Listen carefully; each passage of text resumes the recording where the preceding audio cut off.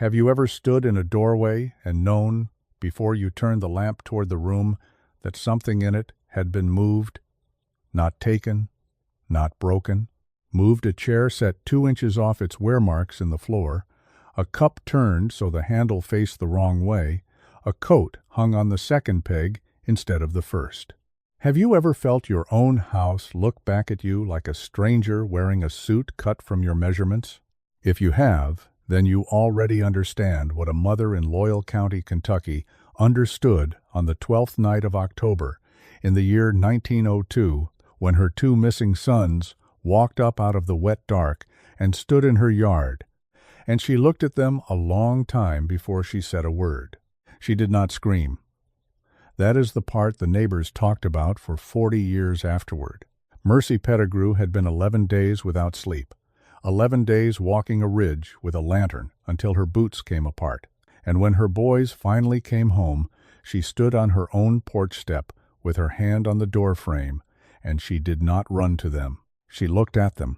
And what she noticed first, before the clothes, before the hands, before the thing that happened at the supper table that made her husband put down his fork and leave the room, what she noticed first took less than 2 seconds to see, and it took her the rest of her life to stop seeing. I will tell you what it was. But you have to understand the boys first, and the ridge first, and the little girl who died 6 years before any of this began. Because this case does not make sense as a disappearance. It only makes sense as a return. A note before I go on. If this is the kind of case you would want 10 of, and not 110 files, told slow, in a voice made for the dark, there is a collection called What the Ridge Sends Back.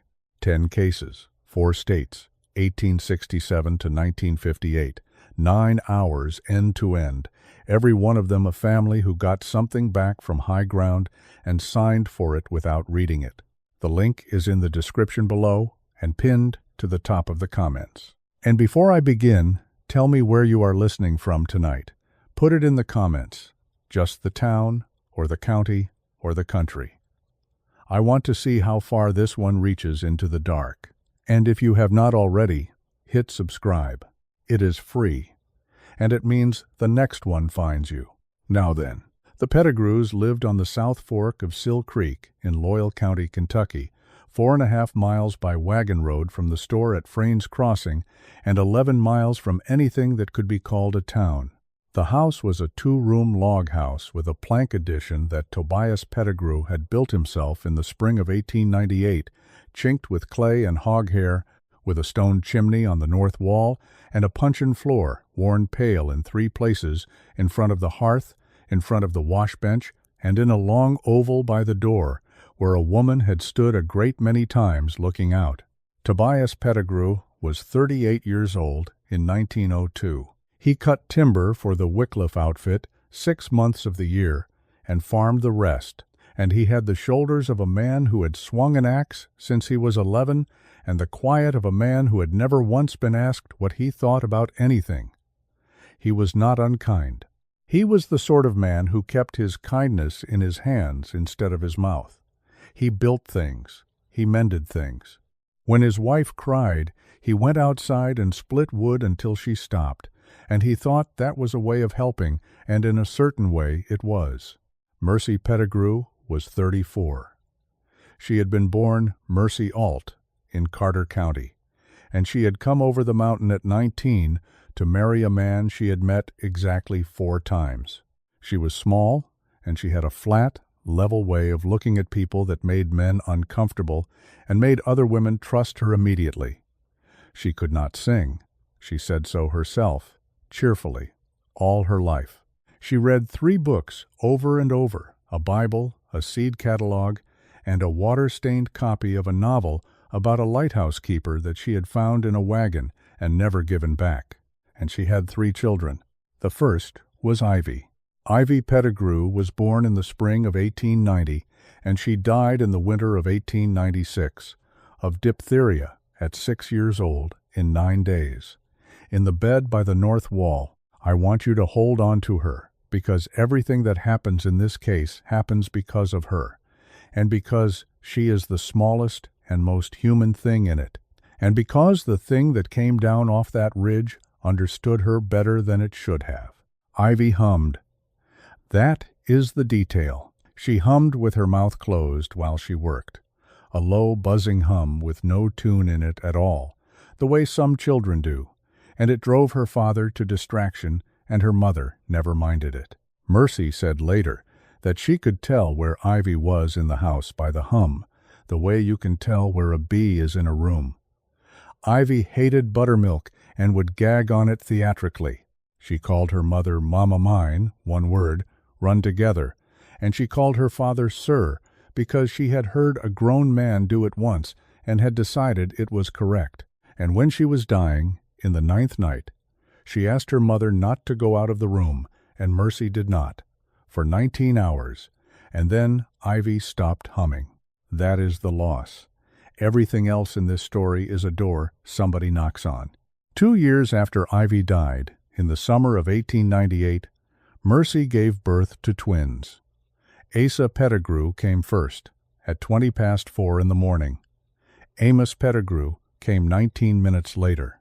The midwife was a woman named Desi Frayne, who kept the store at the crossing with her husband and delivered every baby in the South Fork for 31 years, and Desi wrote the times down on the inside cover of the store ledger because Mercy asked her to, and that ledger survives. And it is the reason we know the 19 minutes. 19 minutes. Remember that too. It is going to matter more than anything else in this case, and it is going to matter in a way you will not see coming. The twins were not identical, and everyone who knew them was firm about that.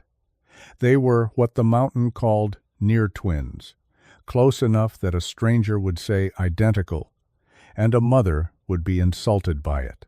There were 4 ways to tell them apart, and I am going to give you all 4, because in 11 days those 4 differences are going to be the only evidence anyone has, and 3 of them are going to be wrong. The first was the hair. Asa's hair grew in a cowlick over his left temple, a stubborn whorl that turned counterclockwise and would not lie down for water or grease or his mother's palm. Amos's hair lay flat. The second was the scar. In the fall of 1899, when the boys were 1, Asa pulled himself up on the stove hasp and went down and opened his left eyebrow on the corner of the firebox. It took 4 stitches from a woman with a sewing needle and no whiskey, and it left a white line about 3/4 of an inch long, running up and outward from the left eyebrow toward the temple. The third was the eye. Amos's left eye drifted outward when he was tired. Not much, a 1/4 turn, but by the end of a long day you could see it. And children being children, the boys at the schoolhouse called him Sideways for a year, until Asa broke a boy's nose over it and they stopped. And the fourth was the hands. Asa was right-handed. Amos was left-handed, which in that county at that time meant he got his knuckles rapped at school and had his pencil taken out of his fist and put in the other one about 400 times, and never once changed. Cowlick left, scar left, eye left, and a left-handed brother and a right-handed brother. Write it down if you like. I am going to ask you about it later. The boys were 4 years old when the century turned, and 8 years old, nearly 9, in the fall of 1902. They were, by every account, ordinary. They were loud. They were dirty. They stole apples out of the Loudermilk orchard and were caught every time. Asa was the talker. Amos was the watcher. Asa would answer for both of them, and Amos would let him, and then Amos would say the one true thing at the end of it that got them both whipped. And there is one more thing about them, and it is small, and it is going to sit in your chest by the end of tonight. They could not be separated at night. Not would not, could not. Since they were babies, they had slept in the same bed with their heads at opposite ends, Asa's feet by Amos's ears, and if you put them in separate beds, they did not cry, they simply did not sleep, either of them, all night, silently, with their eyes open, until you gave up and put them back. Desi Frayne said she had never seen anything like it in 30 years of babies. Mercy said it was just how they came, head to foot, facing opposite directions, one looking north and one looking south. Hold that image. It is the whole case, and you already have it, and you do not know it yet. Now, Sill Ridge, the ridge that rises behind the Pettigrew place, is not remarkable, and I want to be careful to say that, because the temptation in a story like this is to make the ground itself sound like a monster from the first sentence. It is not a cliff. It is not a black wall of pine. It is a long, soft, hardwood ridge chestnut and oak and hickory, with a laurel thicket on the north face and a good stand of chestnut on the shoulder that fed 4 families every autumn. Children went up it. Everybody went up it. In October, you could stand at the bottom and hear women calling to each other from 4 different draws. There was nothing wrong with Sill Ridge for the first mile and a half. The trouble was past the second bend of the old logging trace, where the ground flattens out into a shallow bowl. The locals called the sill a bench of level ground about 9 acres, ringed with old-growth oak with a spring at the low end. And the spring at the low end did not move. I want to be exact about this, because it is the single physical fact in this entire case that outlived everybody in it. There is a spring pool on the bench of Sill Ridge, roughly 11 feet by 14 feet, roughly 4 feet deep at the center, fed from underneath and drained by a seep at the north lip. Water goes into it. Water comes out of it, and the surface of it does not move. Not in wind, not in rain. Men threw rocks in it and reported, and this was reported by 4 separate people across 60 years, none of whom knew each other, that the rings went out and came back. Not spread and faded, went out to the rim and came back in and closed up again, and the water was flat. They called it the standing water. Some of the older people called it the glass. And every family on the South Fork of Sill Creek raised their children on one sentence about it, said flat, without embellishment.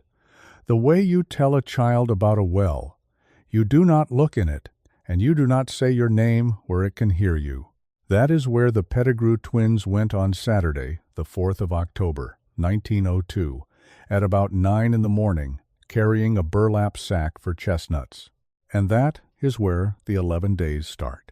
The 4th of October, 1902, was a Saturday, and it was warm.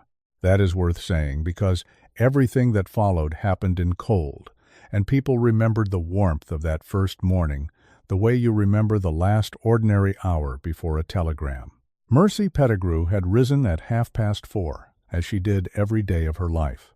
She had built the fire, put on the kettle, fed 22 chickens, milked 1 cow, and made a pan of biscuits and a skillet of side meat before the light came over the east ridge at about 10 minutes to 7. Tobias had already gone. He was 2 days into a cut on the Wycliffe tract up on Ballard Fork, 9 miles off, and he would not be home until Sunday evening. This is important. The father was gone for the first 2 days. It shaped everything. The boys wanted chestnuts. There had been a frost on the second, the first real one, and a frost is what opens the burrs, and every child in that county knew that the 2 or 3 days after the first frost were the whole year's chestnut money. A boy with a sack and a stick could get half a bushel in a morning, and half a bushel was worth something at Frayne's store, and what it was worth in October of 1902 was about 70 cents. 70 cents. That is what they went up for. Mercy gave them a biscuit each, and told them the same thing she told them every time, in the same words which she repeated to the sheriff 4 days later, and to a newspaperman 11 years later, and to her granddaughter in 1949. Stay this side of the second bend. Do not go on the bench. Be home before the shadow crosses the woodpile. The shadow crossed the woodpile at about 4 in the afternoon in October. That was the clock in that house. Asa said, "Yes, ma'am." Amos said nothing, which was Amos, and they went up the path behind the smokehouse with 1 burlap sack between them and a hickory stick that Asa had been carrying for a month because he had decided it was a good stick. Mercy watched them to the tree line. She said later she watched them longer than usual, and she could not say why. And she did not believe in signs, and did not offer it as one. She said only that she stood in the door with the wash water in her hands, and did not throw it out until they were out of sight, and that the last thing she saw was the burlap sack swinging, and the last thing she heard was Asa telling Amos something in a loud voice about a hawk. Then she threw out the wash water, and went in and started on the beans. The shadow crossed the woodpile at 4. She was not worried at 4. She was not worried at 5. Boys are boys, and a good chestnut fall makes them stupid about time, and she had been 8 years old herself once. She fed the chickens again. She set the table for 3. At about 5:30 the light started to go, and she stepped out to the edge of the yard and called them 2 syllables and 2 syllables, Asa, Amos, the way she had called them 1,000 times, in the order they were born, which is a thing she did without ever once deciding to do it. Nothing came back but a whippoorwill.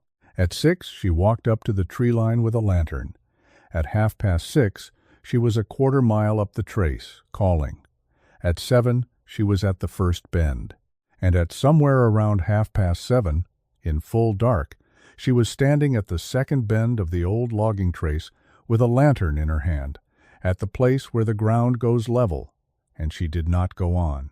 I want to sit here a minute, because this is the first strange thing in the case, and it is a human strangeness, not a supernatural one, and it is the more frightening for it. Mercy Pettigrew did not go onto the bench. This was a woman who, 6 years earlier, had held a child's mouth open and reached into her throat with 2 fingers to pull loose a membrane while the child fought her, and had done it 4 times in a night, and had not stopped when her hand was bitten to the bone. This was not a coward. This was not a woman who flinched, and she stood at the second bend with a lantern, with her 2 sons somewhere past it in the dark, and she could not make her feet go forward, and she stood there long enough that the lantern oil ran low, and then she turned around and went back down the mountain to get help. She told Desi Frayne about it once. In 1909, 7 years later, on a winter afternoon when the store was empty, she said, "I have thought about that 15 minutes every day since." She said, "People think I was afraid. I was not afraid," she said. "I could not go up there because I knew, the way you know a stove is hot without touching it, that if I walked out onto that bench calling their names, something on it would learn my voice." And then she said the sentence that Desi wrote down, because Desi wrote things down. "I did not want it to have my voice. I had already given it my children. I did not know that yet, but I knew it."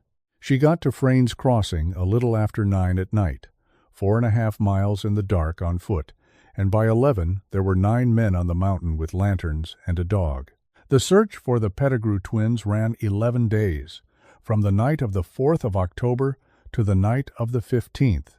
At its height, on the 6th and 7th, there were somewhere between 60 and 80 men and boys on Sill Ridge, drawn from 4 counties, including a crew of 31 timbermen that Tobias's foreman released with pay from the Wycliffe Cut and sent over the mountain in wagons. That is not a small search. For a rural Kentucky county in 1902, that is nearly everything anybody had. They found the sack on the second day. It was on the bench, 40 feet from the north lip of the standing water, sitting upright, open, with 11 chestnuts in the bottom of it. Not spilled, not dropped, and scattered. Set down, upright, open, the way a boy sets a sack down when he intends to come back to it in a minute. 11 chestnuts. 11 days. I am not going to make anything of that, and neither did anybody at the time, and I only mention it because Mercy did, once near the end of her life, and it is on a piece of paper in her hand. They found the hickory stick 9 feet from the sack, lying across the ground, pointing at the water. And they found no tracks. Now I want to be very careful here, because this is the point where a story like this usually gets away from itself, and I would rather lose you than lie to you. There were tracks on that bench. There were tracks all over that bench by the second day, because 60 men had walked over it. What the trackers said, and there were two good ones, a man named Prine Calicote and a man named Otho Sizemore, both of whom were called on for lost children and lost stock all their lives, is that in the ground between the sack and the water, in soft leaf mold that would hold a print for a week, there were two sets of small tracks going toward the water, and two sets of small tracks coming back, and the ones coming back had a longer stride. Prine Calicote measured it with a stick and a pocket knife, notching the stick, because that is what he did, and the notched stick was in his family until the 1960s. Going toward the water, the stride was about 19 inches, coming back about 26, he said, out loud, standing there, to 11 men. These are the same feet, and they are not the same boys. Nobody knew what to do with that in 1902, and nobody knows what to do with it now, and I am not going to pretend otherwise. And you will notice, and I want you to hold this, because it is the hinge of the whole case, that if there were tracks coming back on the second day of October, then something had come off that bench 9 days before the Pettigrew twins came home. Something had come down the ridge on the 5th of October, and it did not come to the house. Not for 11 days. Where was it? What was it doing? Why did it wait? I will tell you what Granny Verlin Coyle said about that when we get to her, and her answer is 4 words long, and it is the worst 4 words in this entire case. The search went on. Men dragged the standing water on the 3rd day with grapples and a corn knife lashed to a pole. And here is a small thing that unsettled everybody more than they admitted. The water did not cloud. You cannot drag a spring pool with a hook and not raise mud. They dragged it 4 times across in front of witnesses, and the surface stayed flat, and the water stayed clear, and the grapple came up clean and dry, and Otho Sizemore, who was in the water to his chest, came out and put his clothes on and sat down and would not go back in, and would not say why for the rest of his life. They found nothing in the water. On the 4th day they found something else. And this is the piece of the case that got into the newspapers, in a small way, in the Hazard and Barberville papers, and it is why there is any outside record of this at all. On the 4th day, a boy named Cleophas Wooten, 14 years old, working the east lip of the bench, found a place where the leaves had been swept, not disturbed, swept. An oval of bare ground, about 9 feet by 6, with the leaf mold pushed out to the edges in a low, even berm all the way around, clean down to mineral soil, and the soil in the middle packed smooth and hard as a hearthstone, and in the middle of the swept place, laid out flat and neatly folded, were 2 shirts. The boys' shirts, both of them, washed, dry, folded in a way that Mercy Pettigrew said, when they brought them down to her, was not a way she had ever folded anything, and not a way anybody in that county folded anything, folded in thirds, sleeves in, collar out, like a store package. It had rained on the 2nd night. The shirts were dry. Mercy took them and held them and put her face in them, and then she straightened up and asked the only question that mattered, which was the question that nobody in the room had thought to ask, and it is the question that tells you exactly what kind of woman she was. She said, "Where are the buttons?" Every button on both shirts had been removed, not torn, cut or worked loose, cleanly and taken. 16 buttons gone. Now I am going to leave that with you for a while, the way it was left with them, because nobody understood it for 4 months. When you find out what the buttons were for, and we do find out, in a ledger in a wall written in 1868 by a woman who had already lost more than Mercy had, I think you will remember this moment and feel the floor tilt a little. The search wound down the way searches do. By the 9th day there were 12 men. By the 10th there were 6. On the 11th day, the 15th of October, the sheriff of Loyal County, a heavy, decent, unimaginative man named Wilburn Stacy, came out to the house and sat in a chair he was too big for, and told Tobias and Mercy Pettigrew that he was going to keep the case open and that they should prepare themselves. And Tobias thanked him, and Mercy did not say anything at all, and the sheriff left at about 4 in the afternoon. 6 hours later, the boys came home. It had rained all that day, and it was still raining a little at 10 at night. A thin, cold, needling rain that had been coming down since before dawn, the kind that soaks the ground 4 inches deep and turns a dooryard to grease. Mercy was awake. She had not really slept in 11 days. She had taken it in 20-minute pieces, sitting up in a chair by the door, and Tobias had stopped trying to make her go to bed on the 4th day. He was asleep on the floor by the hearth in his clothes, because he could not sleep in the bed, because the bed was where the boys had slept. At about 10 o'clock, the dog stopped. The Pettigrews had a hound named Belle, 4 years old, a mongrel with hound in her, who slept under the porch. Mercy said that what woke her was not a noise. It was Belle going quiet, the particular kind of quiet a dog goes when it has decided that being noticed is more dangerous than being safe. Belle went under the house, all the way to the back, and pressed into the far corner against the chimney base, and she stayed there for 2 days and would not come out for food. Then Mercy heard the gate. It was a plank gate on a leather hinge at the bottom of the yard, and it dragged, and it made a sound like a word being cleared out of a throat, and she had heard that sound 10,000 times, and she was on her feet with the lamp before she was fully awake. She opened the door and lifted the lamp, and there were her sons standing in the yard in the rain. They were about 11 feet from the porch step. They were standing side by side.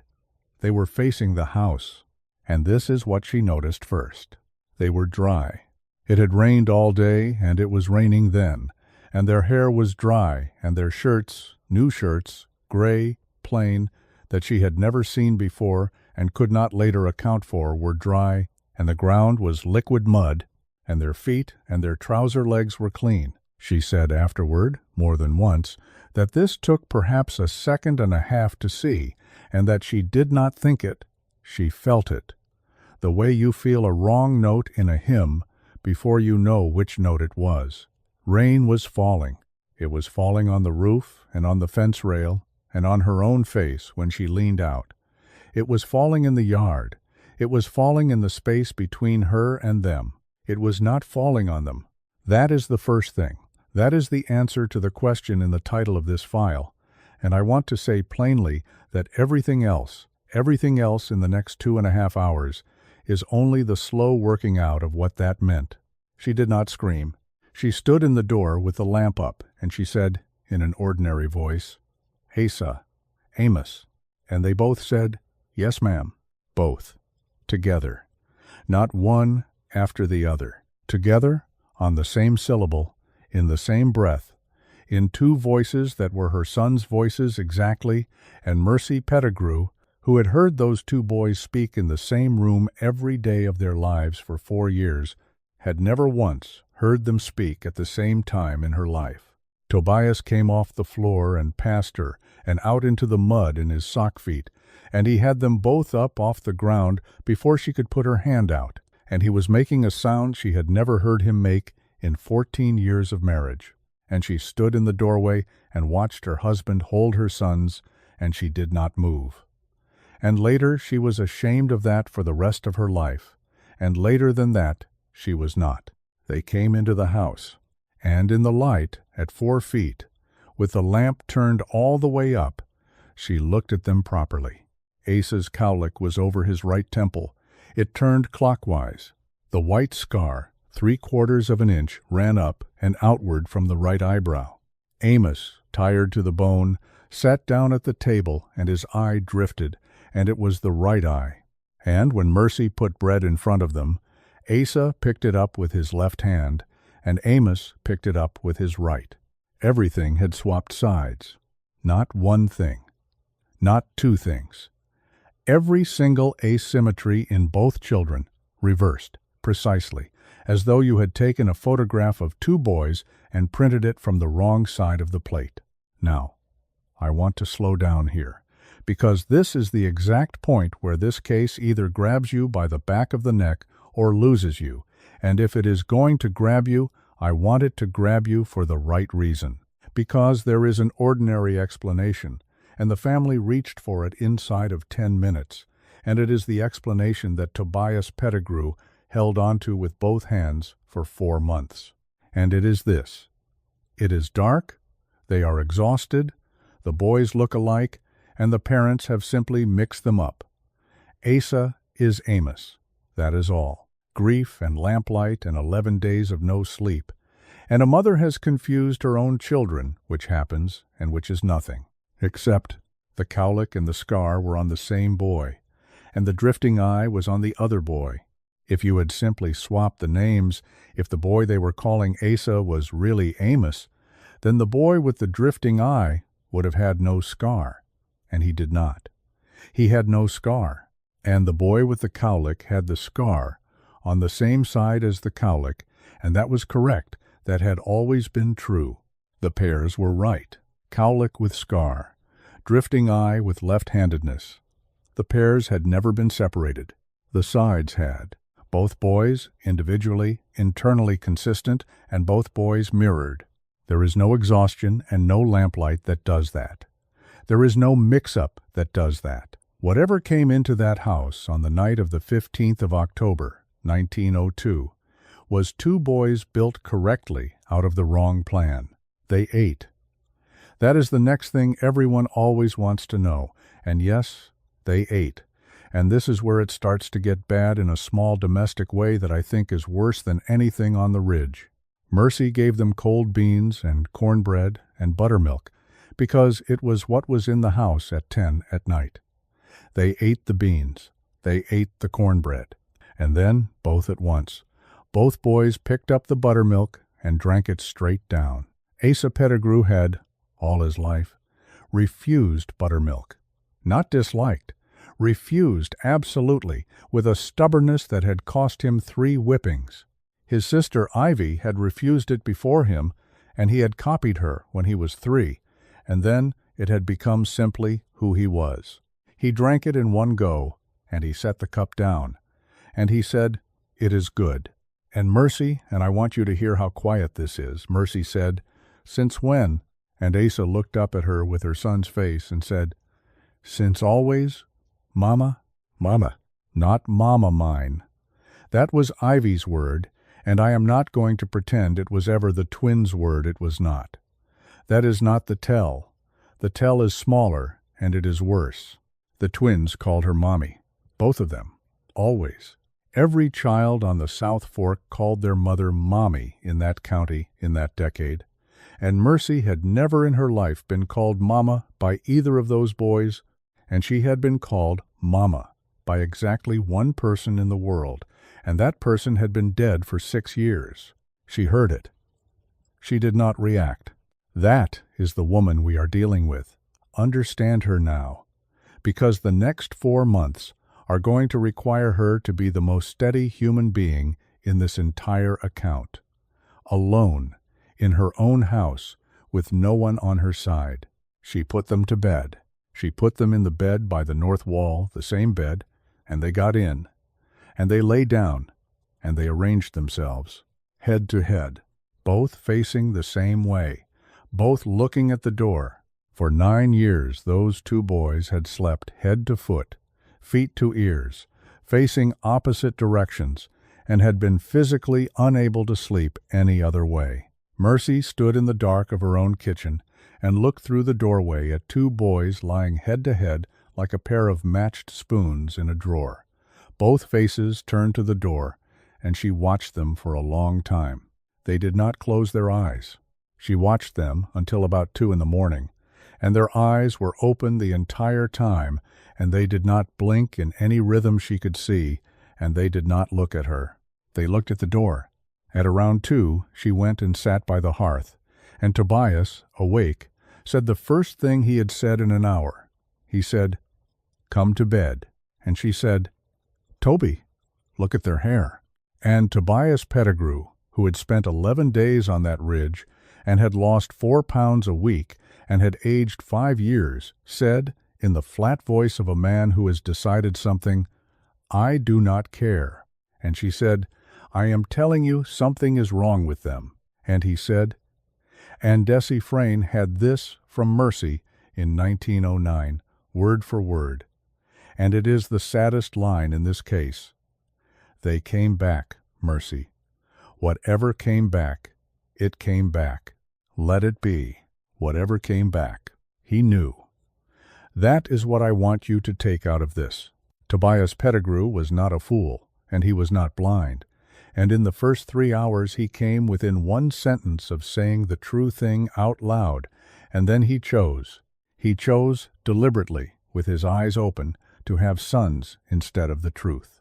You may find that contemptible. I do not. I think that most people, given a door with their dead children standing behind it, would open it. I think the rareness in this case is not the man who opened it. The rareness is the woman who stood at it for 4 months with her hand on the bar. At around 3 in the morning, Mercy fell asleep in the chair for the first time in 11 days. She woke at about 5 because something was humming. It was coming from the bedroom. It was low, and it was buzzing, and it had no tune in it at all, and it was the sound of a child humming with her mouth closed while she worked, and Mercy Pettigrew had not heard it since the 9th night of December, 1896. She sat in the chair in the dark with both hands flat on her knees, and she did not get up, and she did not go in there. The humming went on for about 40 minutes, and then it stopped. And when she went in at daylight, the twins were asleep, head to head, and neither of them had ever hummed in their lives. The news went down the South Fork by noon the next day, which was Thursday the 16th of October, and by evening there had been 9 visitors to the Pettigrew house, and by Sunday there had been more than 40. This is a thing people forget about a mountain community in 1902. There is no privacy at all.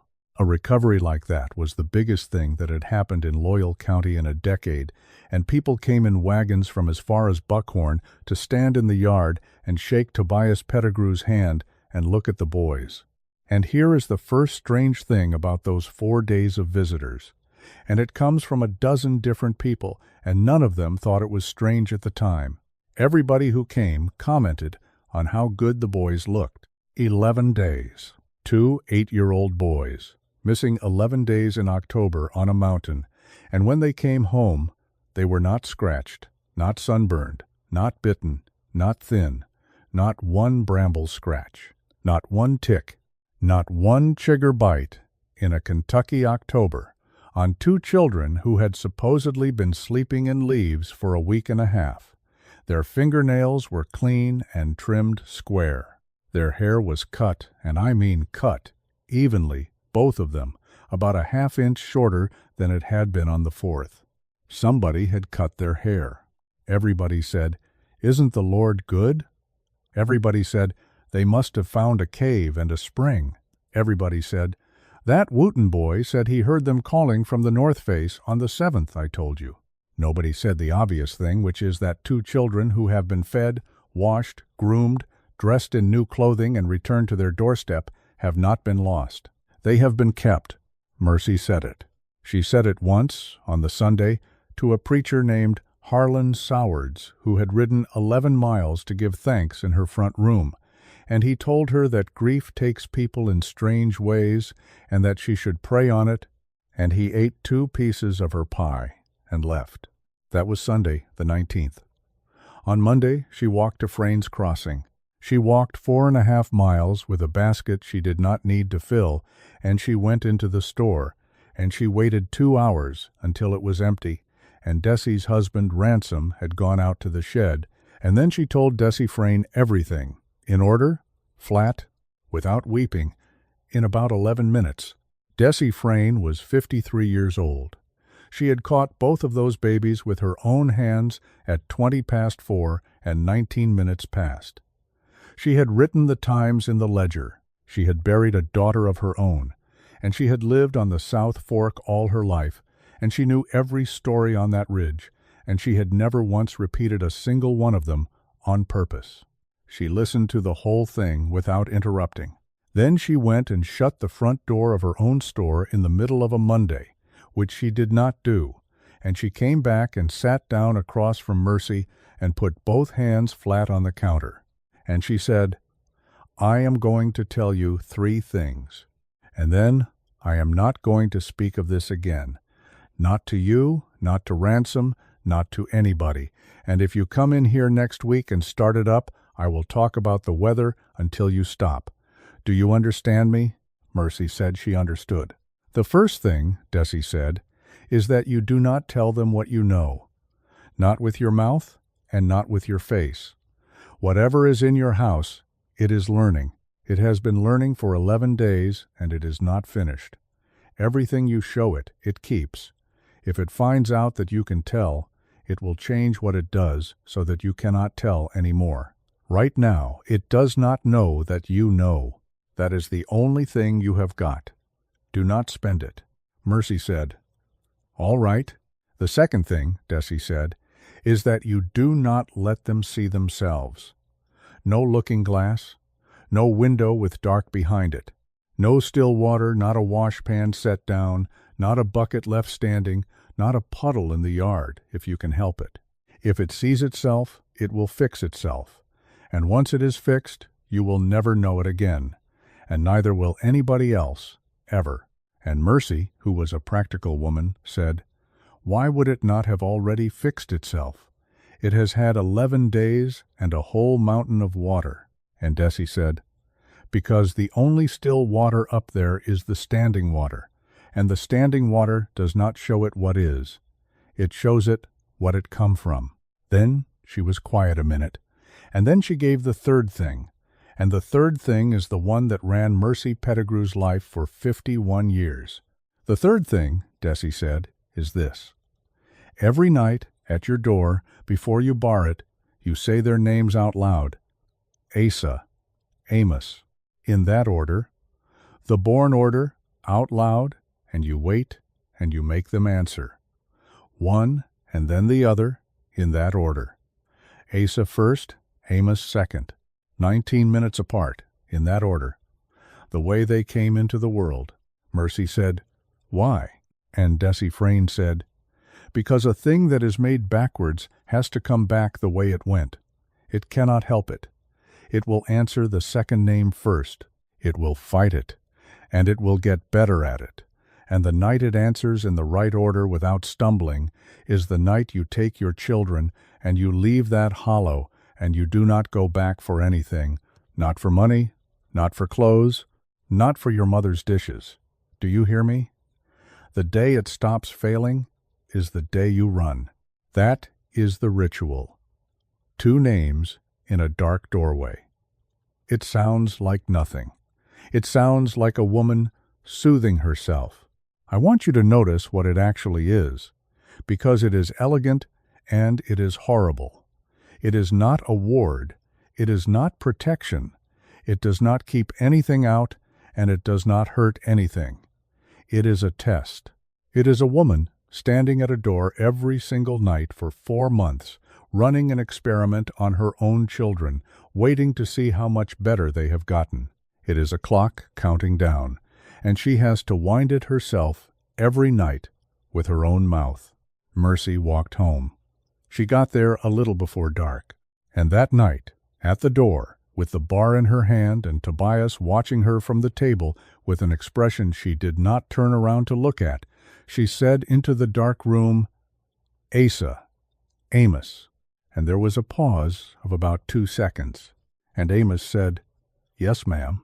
And then Asa said, "Yes, ma'am." Wrong order. She barred the door and went to bed and lay awake until 4 in the morning, with her heart going like a bird in a sack, and she has left us no record of what she thought about in those hours, and I think we can guess. Now, I said this was a documentary, and I meant it, so let me lay out for you what we actually have in terms of evidence before we go any deeper, because you are going to hear some extraordinary things in the next 2 hours, and you are owed an accounting of where they come from.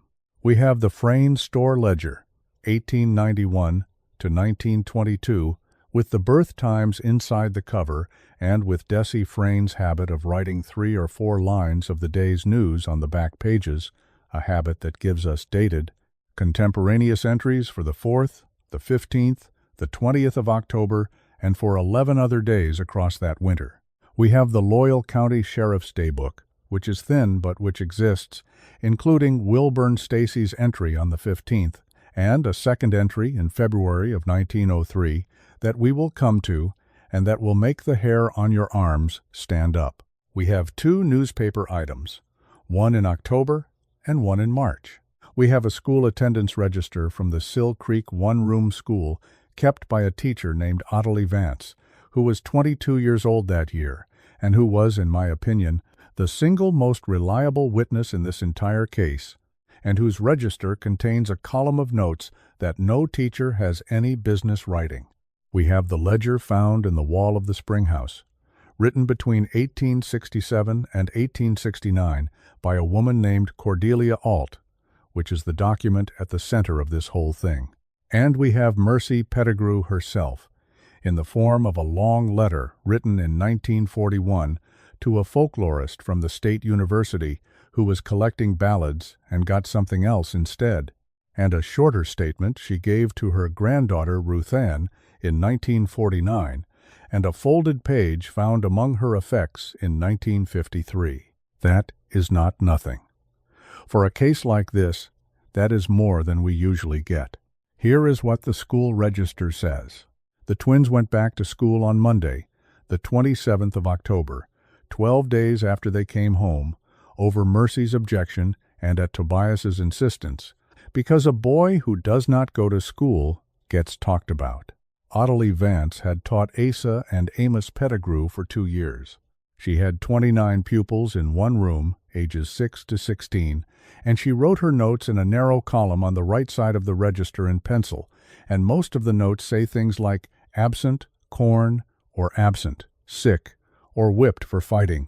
Her note for the 27th of October, 1902, says A and A. Pettigrew returned. Both write with the wrong hand now.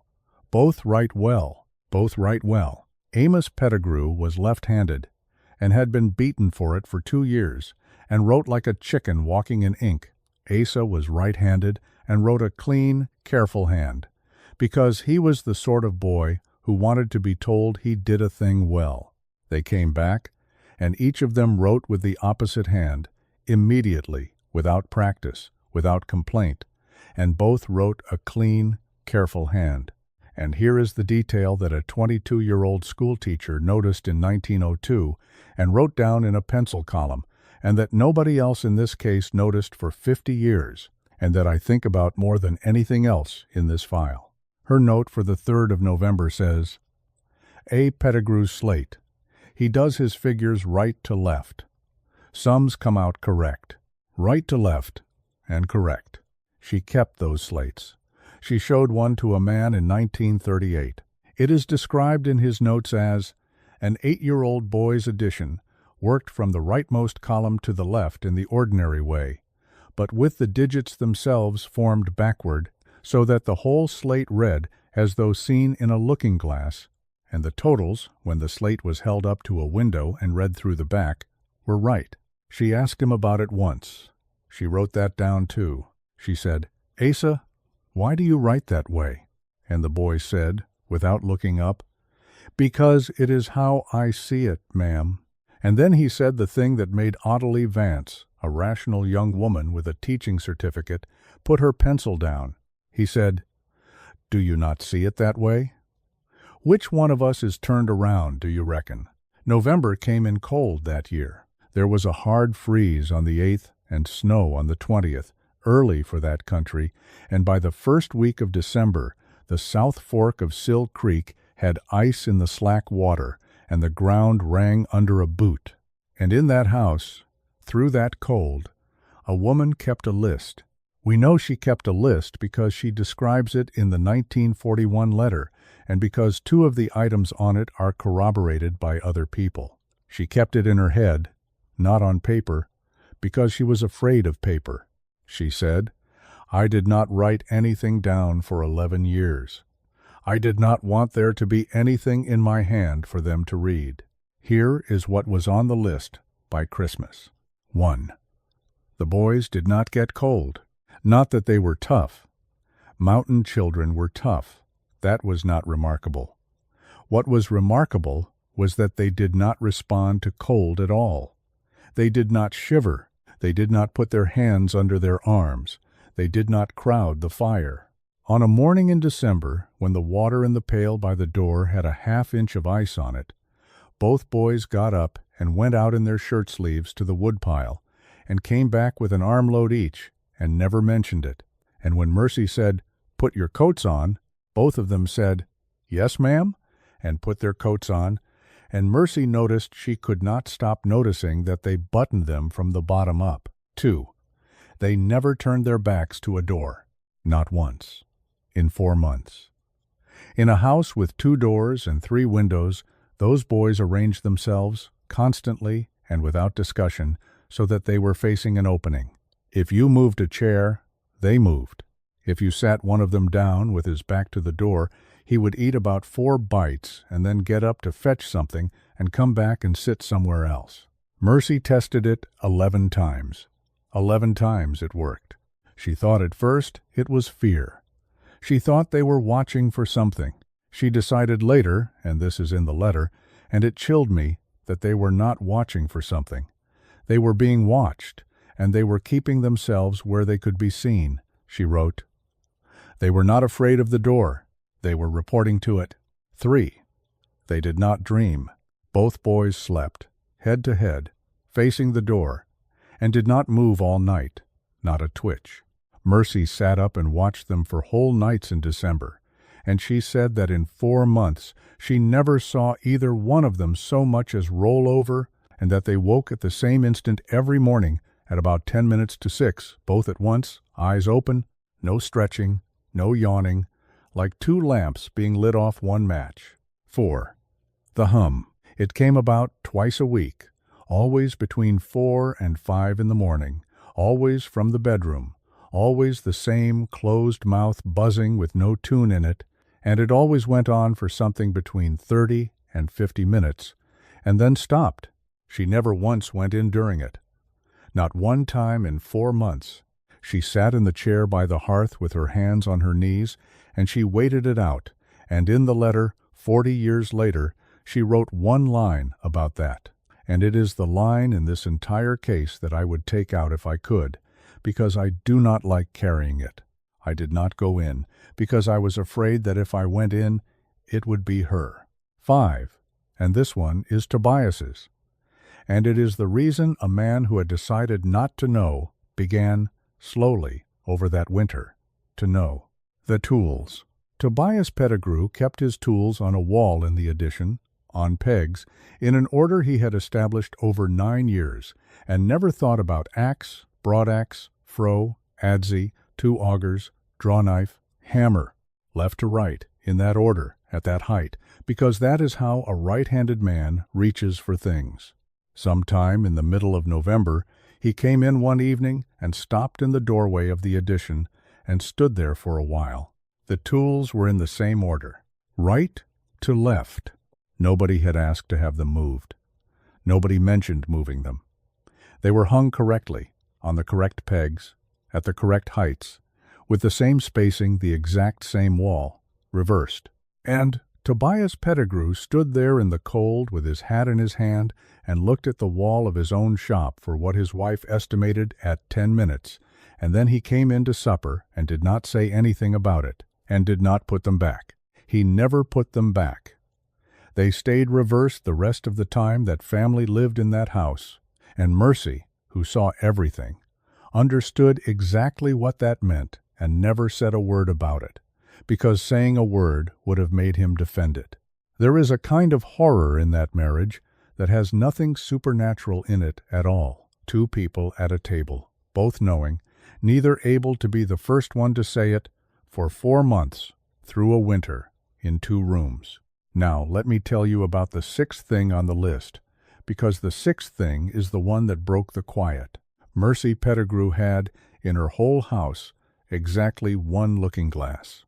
It was about 5 inches by 7 in a tin frame, and it had come over the mountain with her from Carter County when she was 19, and it hung on a nail by the wash bench, and Tobias shaved in it on Saturdays. On the night the boys came home, before she went to bed, Mercy took it off the nail and put it face down in the bottom of her trunk under a quilt and left it there. She also, over the following week, without saying anything to anybody, did the following. She stopped setting the washpan down full. She emptied the drinking bucket every evening and turned it over. She hung a feed sack over the one window that had dark behind it at night. When it rained, she went out in it and dragged a hoe through the puddles in the dooryard to break them up, and Tobias saw her doing that in November in the rain and asked her what in God's name she was doing, and she said, "Drainage," and he let it go. For 7 weeks it worked. Then, on a Sunday in the first week of December, Tobias's brother Alvin Pettigrew came over the ridge from Buckhorn with his wife and a wagon and stayed the day. And Alvin's wife, whose name was Dosia, was a woman who liked to be helpful, and while Mercy was outside killing a chicken, Dosia decided the house needed tidying, and she found a good tin looking-glass in the bottom of the trunk under a quilt, and she thought, well, that is a shame, and she hung it back up on its nail by the wash bench. Mercy came in with the chicken at about 2 in the afternoon and saw it on the wall and went absolutely cold, and Asa was standing in front of it. He had a stool pulled up. He was standing on the stool with his face about 9 inches from the glass, and he was not moving, and he had been there, Dosia said, cheerfully, when Mercy asked about a quarter of an hour. Mercy said his name. He did not turn around. She said it again, and she crossed the room, and she took the boy by both shoulders and turned him around bodily, and he came around loose and easy the way a child does, and he looked up at her, and she said, "What are you doing?" And he said, in a perfectly ordinary voice, "Checking my work." That is what he said, "Checking my work." Then he got down off the stool and went outside and helped his uncle load a hog. Mercy Pettigrew went to the wall and took the glass off the nail and carried it out past the smokehouse and put it on a stump and broke it with the flat of a hatchet. And she picked up every piece she could find, and she buried the pieces, and she never owned a looking-glass again as long as she lived. 51 more years, not one.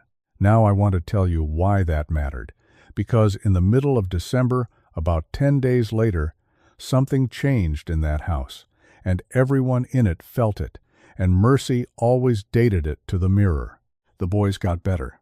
That is the phrase she used, and it is exactly the right one, and it is the worst possible thing. Before the mirror, the wrongness was constant and slightly clumsy. The buttons from the bottom, the reverse tools, the buttermilk, the sitting facing the door. After the mirror, over about 3 weeks, those things began, one at a time, to disappear. Asa began buttoning his coat from the top down. Amos began to shiver in the cold. Correctly. Convincingly. The first time Mercy saw him do it, she had to leave the room. They began to yawn in the evenings. On the 22nd of December, Asa refused buttermilk at supper, wrinkled his nose at it, pushed it away, and said, "You know I do not like that." He got it right. He got the old thing right.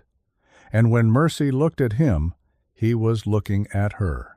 And I have to tell you about Christmas, because it is the one scene in this whole winter that has any warmth in it at all. And the warmth is the worst part. Christmas Day, 1902, in that house was by every account, including Mercy's own, a good day. That is the sentence. She wrote it in 1941, and then wrote 3 more lines, trying to take it back, and could not. Tobias had made 2 things in the barn in secret over November, working by lantern after supper, a little wooden wagon with turned wheels for one boy and a jointed wooden horse for the other, and he had painted the horse with barn paint, and he had been so pleased with himself about it that he had told his wife twice. They had a hen and dried apples. Alvin and Docia came over the ridge with a jug of molasses and stayed the night. There was a fiddle, because Alvin Pettigrew played badly with great enthusiasm, and two boys sat on the floor in front of a fire in a log house on Sill Creek on Christmas Day of 1902 and ran a wooden wagon back and forth across a puncheon floor for 4 hours and laughed. They laughed. That is what she could not get past. She wrote, "They was happy. I have turned that over for 40 years. They was not putting it on for us, because they did not know I was watching, and I had got very good by then at watching without watching. They was happy the way a young one is happy, all the way through, with their whole self over a painted horse." And then she wrote the line that I think is the single most frightening thing in this whole file, and it has no ghost in it, and no water, and no ridge. I looked at them on that floor, and I thought, if I am wrong, if I have been wrong since October, then I have spent 9 weeks doing arithmetic on my own babies at a supper table, and I have not touched either one of them since the 15th day of October, and they have been in this house being loved by everybody in it but me. There it is, because that is the actual cost of the thing that Desi Frayne told her to do. Do not correct it, do not flinch, do not let it see you seeing it, which means hold still for 4 months. Feed it and mend its clothes and bank the fire, and never once, not one time, let your face do the thing a face does. And if you are right, you survive it. And if you are wrong, if there is any chance at all that you are wrong, then what you have done is that you have been cold to your own children for the whole last winter of their lives. Mercy Pettigrew went out to the spring house on Christmas night, 1902, at about 9 o'clock, in the cold, ostensibly for butter, and she stood out there in the dark for close to half an hour with her hands over her mouth so that nobody in the house would hear her, and then she washed her face in the trough and went back in and put the children to bed. Alvin and Docia slept by the fire, and Docia Pettigrew, who was a silly, kind, tidy woman, who had hung a looking-glass back on a nail 3 weeks earlier without the first idea what she was doing, told her husband on the wagon going home the next morning that Mercy had gotten hard since the boys came back, and that it was a shame, and that grief takes some people that way and never gives them back. That is the last outside description we have of Mercy Pettigrew before the ledger. A woman gone hard, a shame. Grief takes some people that way. She was the only person in 4 counties who had it right, and the whole world had agreed she was cold. And on the 28th of December, at the door, at night, with the bar in her hand, she said, Amos. And Asa said, "Yes, ma'am." And, a beat later, Amos said, "Yes, ma'am." Right order. She stood there with the bar in her hand, and she did not move for a long time, and then she said, in the flat, level way she had, "Say it again." And Asa said, "Yes, ma'am." And then Amos said, "Yes, ma'am," twice, in order, without a stumble. She barred the door, and she went and sat by the fire, and she thought about Desi Frayne saying, "The day it stops failing is the day you run." And then she thought about the fact that they had gotten it right on the 28th of December, 4 days after Christmas, in the deepest part of a Kentucky winter, in a hollow with 1 wagon road that had been snowed shut twice already, with a husband who would not leave, and no money, and no kin who would take 4 people, and she understood, sitting in that chair, that she was not going to be able to run. She was going to have to do something else. And in the first week of January, 1903, looking for a place to hide a thing she did not want in the house, she took up a floor plank in the spring house. And that is where she found Cordelia Alt's ledger. The spring house stood about 40 feet from the back door, built over the head of a little branch that came out of the hillside, a low stone and log structure about 8 feet by 10, with a flagged trough down the middle where the water ran and where the milk and butter sat in crocks in the cold. It was older than the house. It was older than anything on that place. Tobias had rebuilt the roof and the door in '98, but the stone footings and the floor planks in the dry half were original, and nobody knew who had laid them.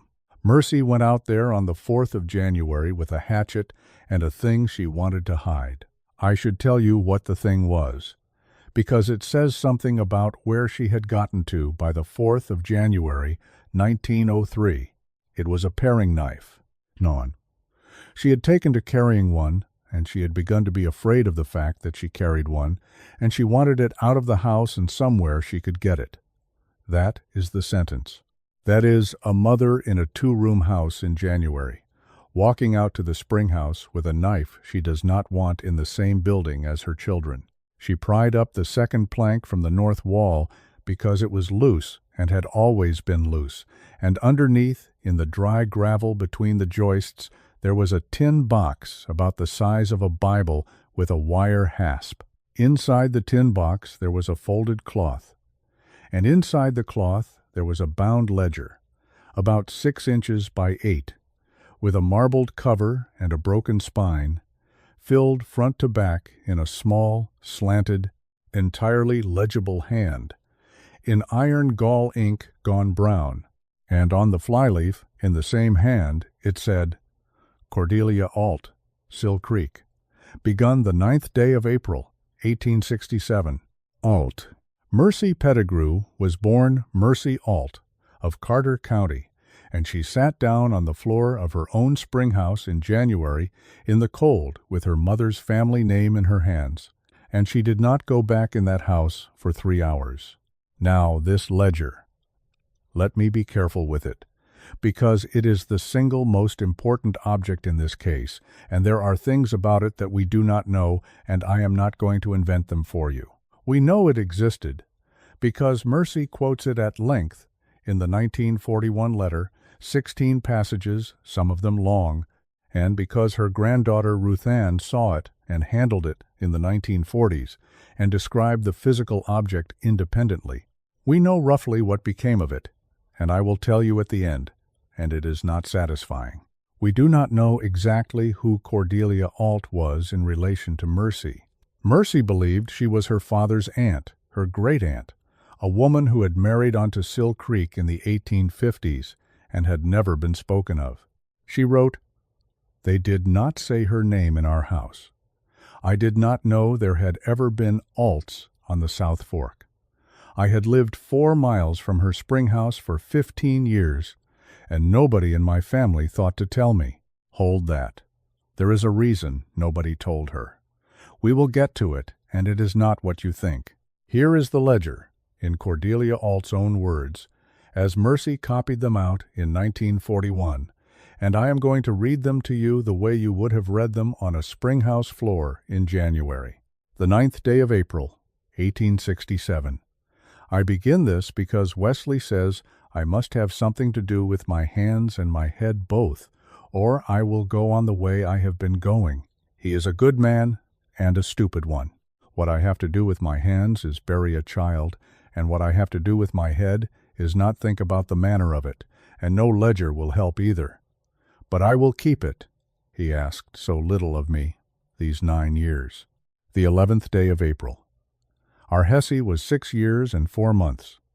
She went up on the bench with the Sizemore girls on the 7th of April to look for creasy greens. The Sizemore girls came down. She did not. I do not blame them. They are 8 and 11, and they were told to keep together, and they did keep together, and my Hessie went ahead of them, and they said she stopped by the water, and they called her, and she did not turn around, and then she was not there.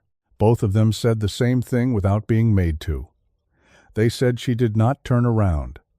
That is what I cannot get past. My child turned around when you called her. She turned around when nobody called her. She turned around at a bird. The 19th day of April. 12 days. The men have quit. Wesley has not quit. I have not quit. The 22nd day of April. 13 days, and she came back. Now, I want you to stop with me here, Because Mercy Pettigrew stopped here, on a spring house floor, with cold water running past her boots, and understood that she was holding a description of her own house written 35 years before she was married into it. 13 days. Hers was 11. The 22nd day of April continued. She came up out of the dark at the gate at 10 at night in the rain, and she was dry. I put that down first, because it is the first thing, and because I want whoever finds this to know that it is always the first thing. The rain fell on the yard, and it did not fall on her.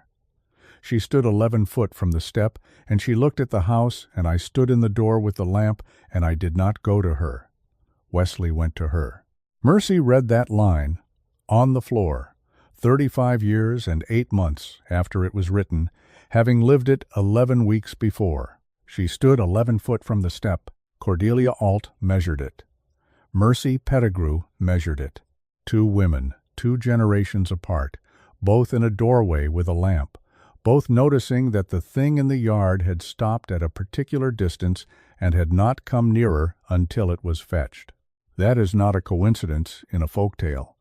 That is a procedure. The 23rd day of April. Her part is on the wrong side. The mark on her arm from the kettle is on the left arm, and it was on the right arm, and I have looked at that arm every day for 6 years. Wesley says, I am wore out. I am wore out. It is on the wrong arm. The 26th of April. She is left-handed now. She was not. She sews left-handed, and she sews better than she did. The 2nd of May. I have to write this down plain because I cannot say it to anybody. It knows things it should not know, and it does not know things it should. It knows the name of my mother's dog that died before Hessie was born. It does not know that Hessie was afraid of the dark. It sat up in the pitch dark last night in the middle of the floor with its eyes open for I do not know how long, and when I come in with the light it said, Mama, you did not need to bring that. Hessie Alt would not walk to the privy after sundown without a hand to hold. The 4th of May. Wesley says, leave it be. He says, we got her back, and I am to leave it be. I want to stop again, because look what is happening. The same man. 35 years apart, a different man, the same man. Leave it be. We got her back. Whatever came back, it came back. Cordelia Alt wrote in 1867 what Mercy Pettigrew heard in 1902, and Mercy, reading it on that floor, understood something about her husband that I think must have been almost a comfort, that it was not weakness in Tobias particularly. It was what happens to the one who was not standing in the door. The one who goes out into the yard has already decided. The one who stays in the door with the lamp is the one who has to carry it. The ledger runs from April of 67 to August of 69, 2 years and 4 months. And what is in it is the closest thing this case has to a full account of the thing on Sill Ridge, written by a woman who had it in her house for 28 months, and who was, by any measure I can apply, absolutely sane, absolutely observant, and absolutely alone. Here is what she worked out. The 19th of June, 1867.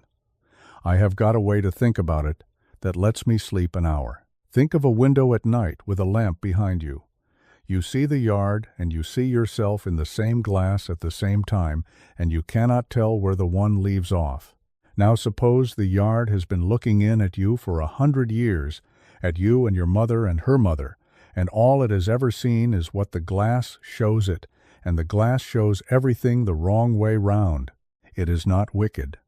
It has not got the wit to be wicked. It has been watching a long time, and it has made a copy off the only picture it has got. The 21st of June. Wesley asked me plain today what I think it wants.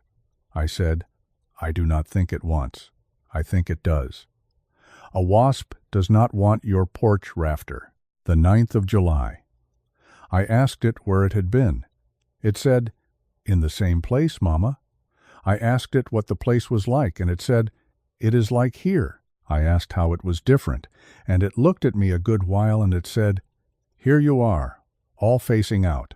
I want to give you a minute with that one, because it is my candidate for the single most frightening sentence in the whole ledger, and it went into a tin box under a floor plank in 1869 and sat there in the dark for 34 years. Here you are, all facing out. The 14th of July. It has begun to hum. It hums my mother's hum, that my mother hummed over the wash, that Hesse never heard because my mother died in 52. I have not slept since Tuesday, the 2nd of August. It is not Hesse, and I have known it since the second day, and I have gone on cooking for it for 4 months. What does that make me? Wesley thinks I am hard. I am not hard. I have got a child up on that bench somewhere, and I have got a thing at my table, and the thing is the only road to the child, and I will feed it for 20 years if that is the road. Mercy read that on the floor of the spring house. And that, I would argue, is the moment this case turns. Because up to the 4th of January, 1903, Mercy Pettigrew had been a woman trying to survive a thing in her house. From the 4th of January onward, she was a woman trying to get something back. She had not, until that afternoon, allowed herself to think the thought, the boys were dead. That was the sane assumption. Grief had a shape, and she knew its shape from ivy, and she had been fitting herself into it. And a dead woman's handwriting told her, they may not be dead. They may be up there, facing out. The rest of that winter happens because of the 4th of January. Cordelia Alt kept that ledger for 2 years and 4 months, and in the back third of it she stopped writing about her feelings and started writing rules. That is what a certain kind of person does. She had been given an impossible situation, and she began, methodically, in a marbled ledger in the evenings to find out what was true about it. She ran tests. She wrote down results. She was, in every way that matters, doing science on the floor of a log house in 1868, alone, with no one to check her work. Here is what she found, and Mercy Pettigrew copied all 11 items into the 1941 letter under the heading, What Cordelia Learned, and I am going to give you the ones that matter most. 1. It cannot be first. In any pair of anything, 2 names called, 2 children coming through a door, 2 hands offered, it will take the second position. It cannot help it. And if you force it to be first, it will do it. But it will do it wrong. And you will see the wrong. 2. It cannot make new. Everything it does is a copy of something it has seen. It has never in 20 months done one original thing. When it lies with somebody else's sentence. 3. It gets better if you show it. Every time you correct it, it stops making that mistake. Do not correct it. Do not flinch. Do not look at the thing you noticed. 4. It gets better if it sees itself. Keep it off of glass and off of still water. 5.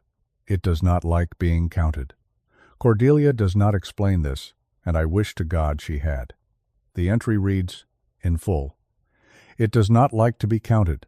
I have counted to 20 at it twice, and both times it left the room, and both times it was better tempered after. And I do not know if I am helping it or hurting it. 6. There is another house. The 8th of October, 1868. Wesley followed it. He is not a curious man, and I did not ask him to, and he did it anyway, which tells me he has known longer than he has let on. It goes up on the bench of a Sunday. He followed it Sunday last, at a distance, through the laurel on the north face, and past the water and over the far lip, and down about a quarter mile into the head of the next draw, where nobody goes, because it is all rock, and there is no timber worth the trouble. He says there is a house down in there. He says it is our house. I asked him what he meant, and he took the poker and drew our house in the ashes, and then he drew it again, and he made the chimney on the other end and the door on the other side, and he said, that. He said, it is built of new wood, and it is not weathered, and there is no path to it, and no stump anywhere near it, and he could not find where they got the timber. He said the door stood open. He said he did not go in. He said there was a table in it, and the table was set for 4. We were 4. Wesley, myself, Hessie, and her brother Rennick, who was 2 years old. That entry is dated the 8th of October, 1868. Rennick Alt, age 2, disappeared from the dooryard of that house on the 19th of November, 1868, 6 weeks later, in the afternoon, in sight of the house, while his mother was hanging wash. He came back on the 2nd of December, 13 days, and Cordelia Alt, who had one thing in her house that was not her daughter, now had 2 things in her house that were not her children, and she wrote 4 words about it and then nothing at all for 9 days. The 4 words were, "There are 2 now." I said earlier that there is a 4-word answer in this case to the question of what the thing was doing for the 11 days between coming down off the ridge and arriving at the Pettigrew door. That is not it. That is a different 4 words. I have not forgotten. We are getting there. Cordelia's last entries run through the spring and summer of 1869, and the handwriting does not deteriorate. That is the thing that always gets me. It stays small and slanted and perfectly legible all the way to the last line. Whatever happened to that woman, she was not raving when it happened. The 12th of June, 1869. I have got it worked out, and I am going to write it plain, in case I am wrong and somebody after me is righter. It is not a haunt, and it is not a devil. It is a thing that lives the way a print lives in a plate. It has got no front. Everything it does by copying, and it copies off of water, and the water it copies off of is on that bench, and it has been there longer than any name we have got for it. When it takes a child, it does not take the child away. I am sure of this now. It takes the child through, the way you would take a coat through a doorway, and on the other side of that door is the same hollow and the same ridge and the same house, with everything on the wrong hand, and my children are in it. And they are alive in it, and they are facing out, which I take to mean they can see us and we cannot see them. And what it sends back is not a lie exactly. It is a reflection with the weight of a body. It is the best it can do. I have come to believe it is trying to be kind, in the way of a thing with no wit, the way a cat brings you a bird. The 16th of June. There is a way to bring them back. I am nearly sure of it. It is a trade, and it will cost what a trade costs. The 22nd of June. I have counted the marks on the rimstones at the water. There are 109. 109. The stones around the north lip of the standing water, and these are real, and men were still finding them in the 1930s, and a Boy Scout troop out of Hazard photographed 2 of them in 1951 carry rows of small-cut tallies, weathered to different depths, cut over what a geologist consulted in 1953 estimated as a period of at least 200 years, and possibly a great deal more. 109 tallies in 1869. Nobody has ever counted them since with any care. But there is a photograph, and there is a man who counted the visible ones in a single row in 1951 and got 31 in a row that Cordelia's arithmetic would put at 28. 3 more in 82 years, which, if you are of a mind to do that arithmetic, and I was, comes out at about 1 child every 27 years. And the last 3 entries in the ledger of Cordelia Alt, in that same small slanted hand. The 4th of August, 1869. Wesley has gone to Barberville for the tax and will not be back until Friday. That is 4 days. I have thought about it every day since the 16th of June, and I have decided, and I am not going to argue myself out of it again. The 5th of August. I have got the buttons. 16 off her dress and his shirts, which is all of them, which the book of it says is right every fastening they was sent back in. I have got the 2 of them to agree to walk up there with me tomorrow, which was easier than it should have been. They wanted to go. That is the part I will not think about tonight. And the 6th of August, 1869, in a hand no different from any other page. If I do not come back down, whoever finds this, understand it. They are not gone. They are put through, and they can be brought back. And the price of it is that somebody has got to go the other way, and it has to be somebody that is the end of the sentence. That is the end of the ledger. There is a half-inch of blank line and then 31 blank pages. Somebody has got to go the other way. And it has to be somebody that... Mercy Pettigrew sat on the floor of the spring house and read that unfinished sentence in January of 1903, and then she read the ledger through again from the beginning, and then she put it inside her dress, and went in and made supper. Now, what happened to the Alts is a matter of record. In the thin way that things were a matter of record in Loyal County in 1869, Wesley Alt came back from Barberville on Friday the 6th of August and found his house empty and the fire out. He searched. The county searched. Nobody was ever found. Not Cordelia, not the girl called Hessie, not the boy called Rennick. Wesley Alt lived alone in that house for 11 more years, and then sold the place in 1880 and moved to Ohio. And there is a sale record with his mark on it, and after that he goes out of the light entirely. And here is why nobody in Mercy's family had ever said Cordelia Alt's name. Because in the county, in 1869, with a woman and 2 children gone and a man who had been away 4 days, there was only ever going to be one story, and the story was that Cordelia Alt had drowned her children and then herself, in the pond, up on the bench, in the summer of 1869, out of a madness brought on by grief. That is what her family believed. That is what her brother in Carter County told his children.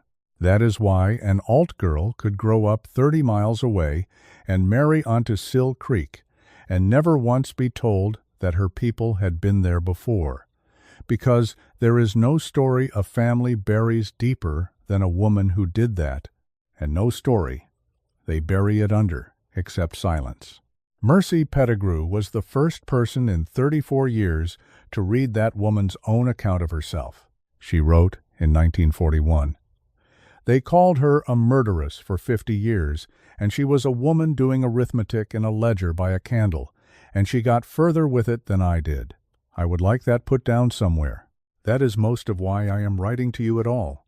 Consider it put down. Let me step out of the dark for a moment. If this is the kind of case you would sit with for hours, the slow ones, the family ones, the ones where the horror is a person at a table doing a hard sum, that collection I mentioned is What the Ridge Sends Back. 10 cases, 9 hours, told exactly like this one. The link is below and pinned in the comments. And tell me something in the comments while you are there. Have you ever found something in a wall or under a floor or in the back of a closet in a house your family had lived in for generations, something they had never mentioned? I want to hear about it. There are more of those than people think. Now, back to it.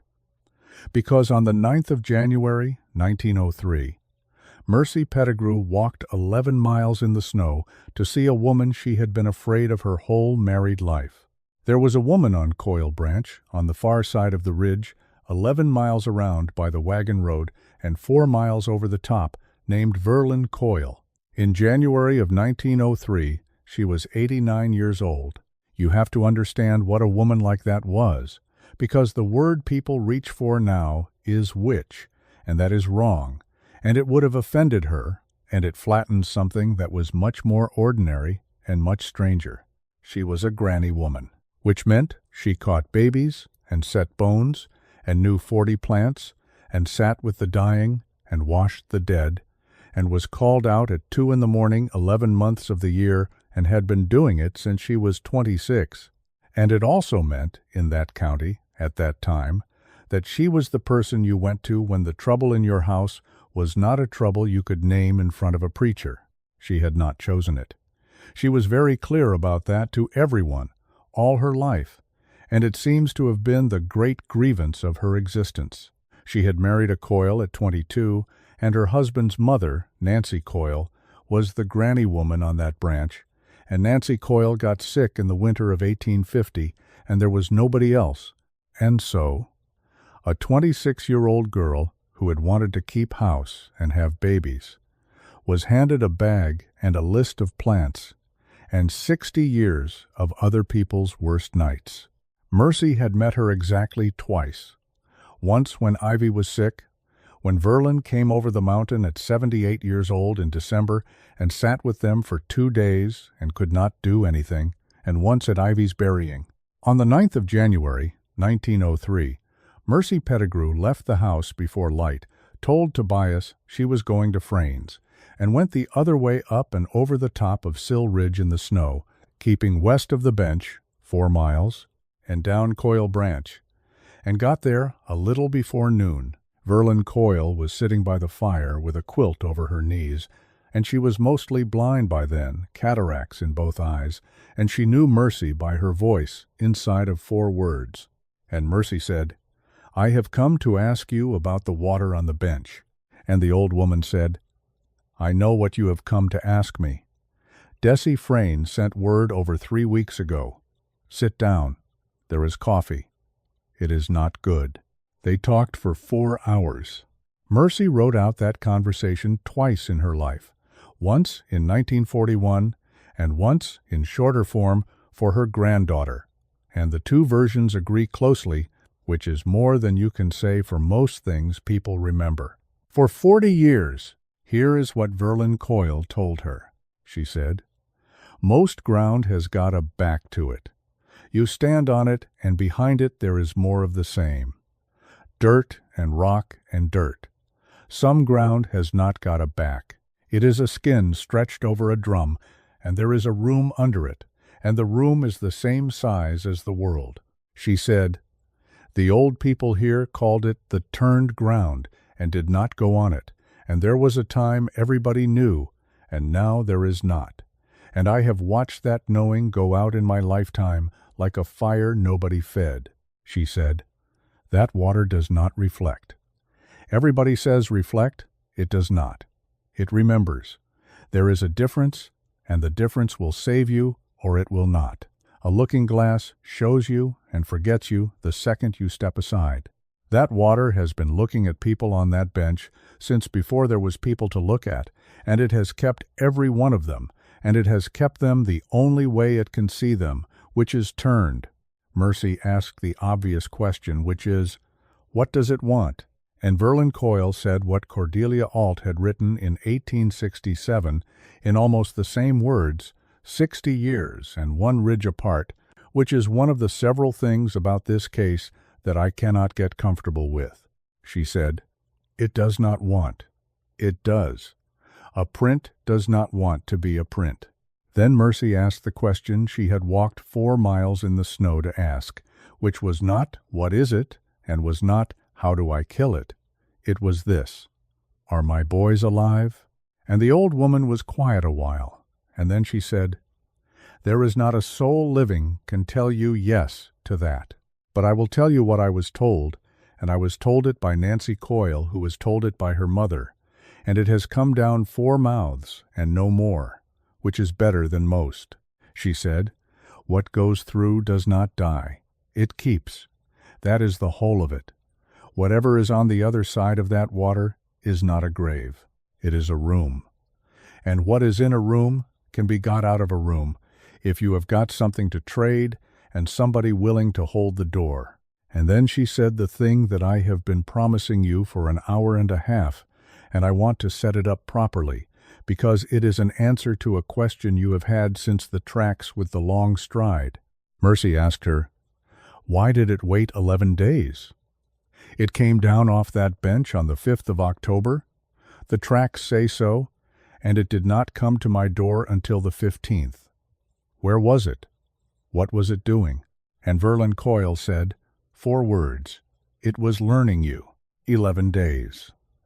In the woods above that house, watching a woman go up and down a mountain with a lantern, watching her call 2 names in a particular order across a dooryard at dusk, watching her fold clothes and set a table and stand in a doorway and throw out the wash-water, watching her husband come home and put his hat on the second peg, watching a hound that would not stop barking until it learned better. 11 days of a thing sitting in the laurel above a house, taking notes. That is why the shirts were washed. That is why the buttons were cut off 16 fastenings, and Cordelia's ledger says every fastening they was sent back in, and now you know that the buttons were not taken from the boys. They were taken from the copies, which means the copies were dressed first and undressed after, which means that somewhere on the 9th or 10th of October, something stood on a swept oval of ground in the dark, and put on and took off 2 boys' shirts, learning how. I said the floor would tilt. I told you I would not make a case for that detail until we had the ledger, and now we have the ledger, and there it is. Now, the rules. Verlin Coyle gave Mercy Pettigrew 7 rules that afternoon, and they are a refinement of Desi's 3, and they are, in my opinion, the most complete surviving statement of how the people of that ridge believed you handled a turned thing. Here they are. 1. Do not correct it. Every mistake it makes is a gift, and you spend it by pointing it out. 2. Do not let it see itself, in glass or water or a polished blade or the black of a window with a lamp behind you, and do not let it see you seeing it. 3. Keep it out of first place. Names, doors, plates, hands. Make it second. It will get better at being second. That is not the point. The point is that as long as it has to work at it, you can see it working. 4. Count. She said this the way you would tell somebody to keep pressure on a wound. Count out loud, in front of it, whenever you are frightened. It does not like it, and it will leave the room. She said, I do not know why, and my mother-in-law did not know why. My own guess, for what it is worth, is that a count only goes one way. There is no backwards to 1, 2, 3. It is the one thing you can say in front of it that it cannot turn around. 5. Do not eat what it hands you, and do not hand it anything that has been in your mouth. 6. If you go up there, go in the morning, and go with somebody, and do not say your own name, and do not answer to it if it is said. And 7. And this is the one Mercy repeated to her granddaughter 46 years later, word for word. And it is the one that turns out to matter. 7. It comes to a door. It always comes to a door. It will not come in a window. It will not come down a chimney. It will not come up through a floor. It has got to be let in through a door, and it will stand at that door, and it will use the best voice it has got, and the best voice it has got will be the one you miss the most. Mercy said, It has already used it. It hums. And Verlin Coyle said, That is not the voice. That is it tuning. 4 hours. And at the end of it, Mercy asked her the last question, which was, Can I get them back? And the old woman said, I do not know. I have been asked that 4 times in my life, and I have never once said yes. Then she said, But I will tell you the 2 things I know about trades, and both of them are bad. The first is that it will not take a thing you do not love. There is no getting around that with a hog, or a dog, or a bag of silver. It is not commerce. It is copying. It only takes what it can make a picture of, and it can only make a picture of what somebody stands in the door and looks at. And the second is that it will take a volunteer over a stolen one every time and quicker, and it will be gentler about it, and I want you to hear how ugly a thing that is to be true. Mercy said, You are telling me somebody has to go. And Verlin Coyle, 89 years old, blind, in a chair by a fire, said, I am telling you. Cordelia Alt worked that out in a ledger in 1869 and walked up there with 2 things that were not her children and never come down, and there is 109 marks on them stones, and I would like to know which one is hers. Mercy Pettigrew went home over the top of the ridge in the dark, 4 miles, in January, without a lantern, because she did not want a light on her going over that ground. She got in at about 8 at night. The door was barred from the inside. She had never in her life come home to a barred door. Tobias never barred it before he slept, and she was the one who barred it every night after the names. She knocked, and after about 4 seconds she heard the bar come up, and the door opened, and Asa was standing there with his hand still on the bar, looking up at her. And he said, before she could speak, "We did not know when you would be back, Mama, so we shut it. You are not supposed to leave a door open in the dark. Anything could come in." And behind him, at the table, in the lamplight, Amos was sitting facing the door, and Tobias was asleep in the chair with his mouth open, and the fire was down to coals, and neither of the boys had put wood on it, and the room was very cold. Mercy came in. She hung up her coat. She said, "Where did you learn to bar a door?" And Asa said, "We watched you do it." That was the 9th of January, 1903, and it is the last quiet night in this account. Here is the Sheriff's Daybook entry for the 2nd of February, 1903, in Wilburn Stacy's hand, and it is 11 words long, and it is the only official record in Loyal County that anybody was frightened. Feb. 2. T. Pettigrew, South Fork. Advised to see a doctor. Declined. That is all it says.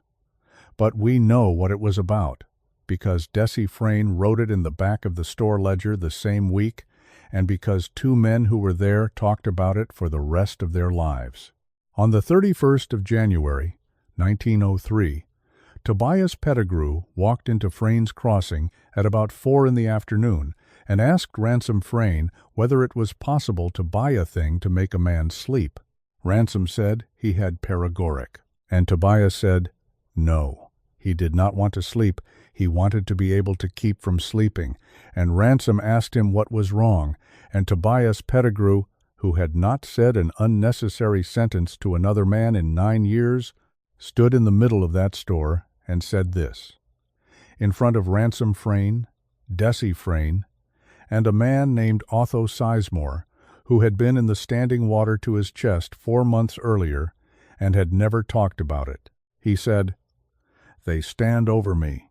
He said, "They get up at night, and they stand at the foot of where I am laying, and they look at me, both of them, and they do not say anything, and they do not do anything, and if I open my eyes they are already going back, and if I lay still, they will stand there an hour." He said, "I have counted it." He said, 1 hour and about 10 minutes, and then they go back and lay down. And then he said the thing that made Desi Frayne put down what she was holding. He said, "They are not looking at me. They are looking at the shape of me. They are looking at where a man would be." Nobody said anything for a while, and then Otho Sizemore, who was 51 years old and had been a deacon for 20 years, said, "Toby, take your wife and your young ones and get off of that creek." And Tobias said, "And go where?" Which is, I want to point out, not an argument. It is a surrender phrased as a question. He was not saying it was impossible.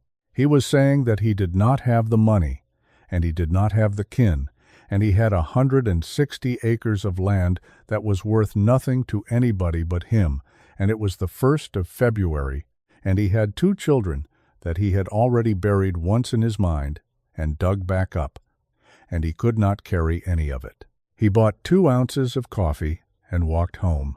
And here is what Mercy was doing in that same week, and it is the reason I have any respect at all for what happened next. She was making a list of what she loved. That is the coldest sentence in this whole account, and I have thought a long time about how to say it. Verlin Coyle had told her, "It will not take a thing you do not love," and Mercy Pettigrew, in the last week of January, 1903, sat in a cold house and made an inventory of everything on this earth that she loved enough for it to be worth something to a thing on a ridge, and there were 4 items on the list, and 2 of them were already gone. She wrote about this once in 1941, and then apologized for writing about it which she did not do anywhere else in the letter. She wrote, "I want to be honest with you because you are a stranger, and it is easier.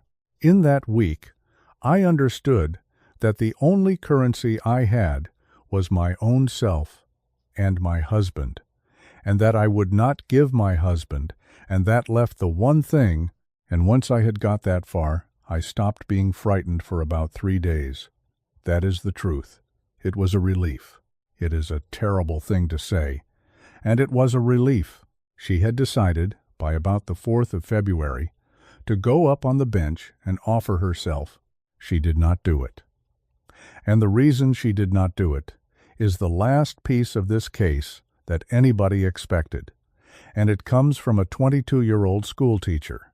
On Friday, the 6th of February, 1903, Ottilie Vance walked out to the Pettigrew place after school with a slate under her arm. Her register for that week has 3 entries in the pencil column, and they are the reason I called her the best witness in this case. Feb 3. A. Pettigrew. Both arrived dry. Snowing all morning. Every other child wet. Feb 4. Asked A.P. to write his name left to right for me. He did. Handwriting is Amos's. Feb 5. Asked A.P., the other, to write his name. Handwriting is Ace's. They have got each other's hands. Read that again. They had got each other's hands. Not mirrored anymore. Swapped.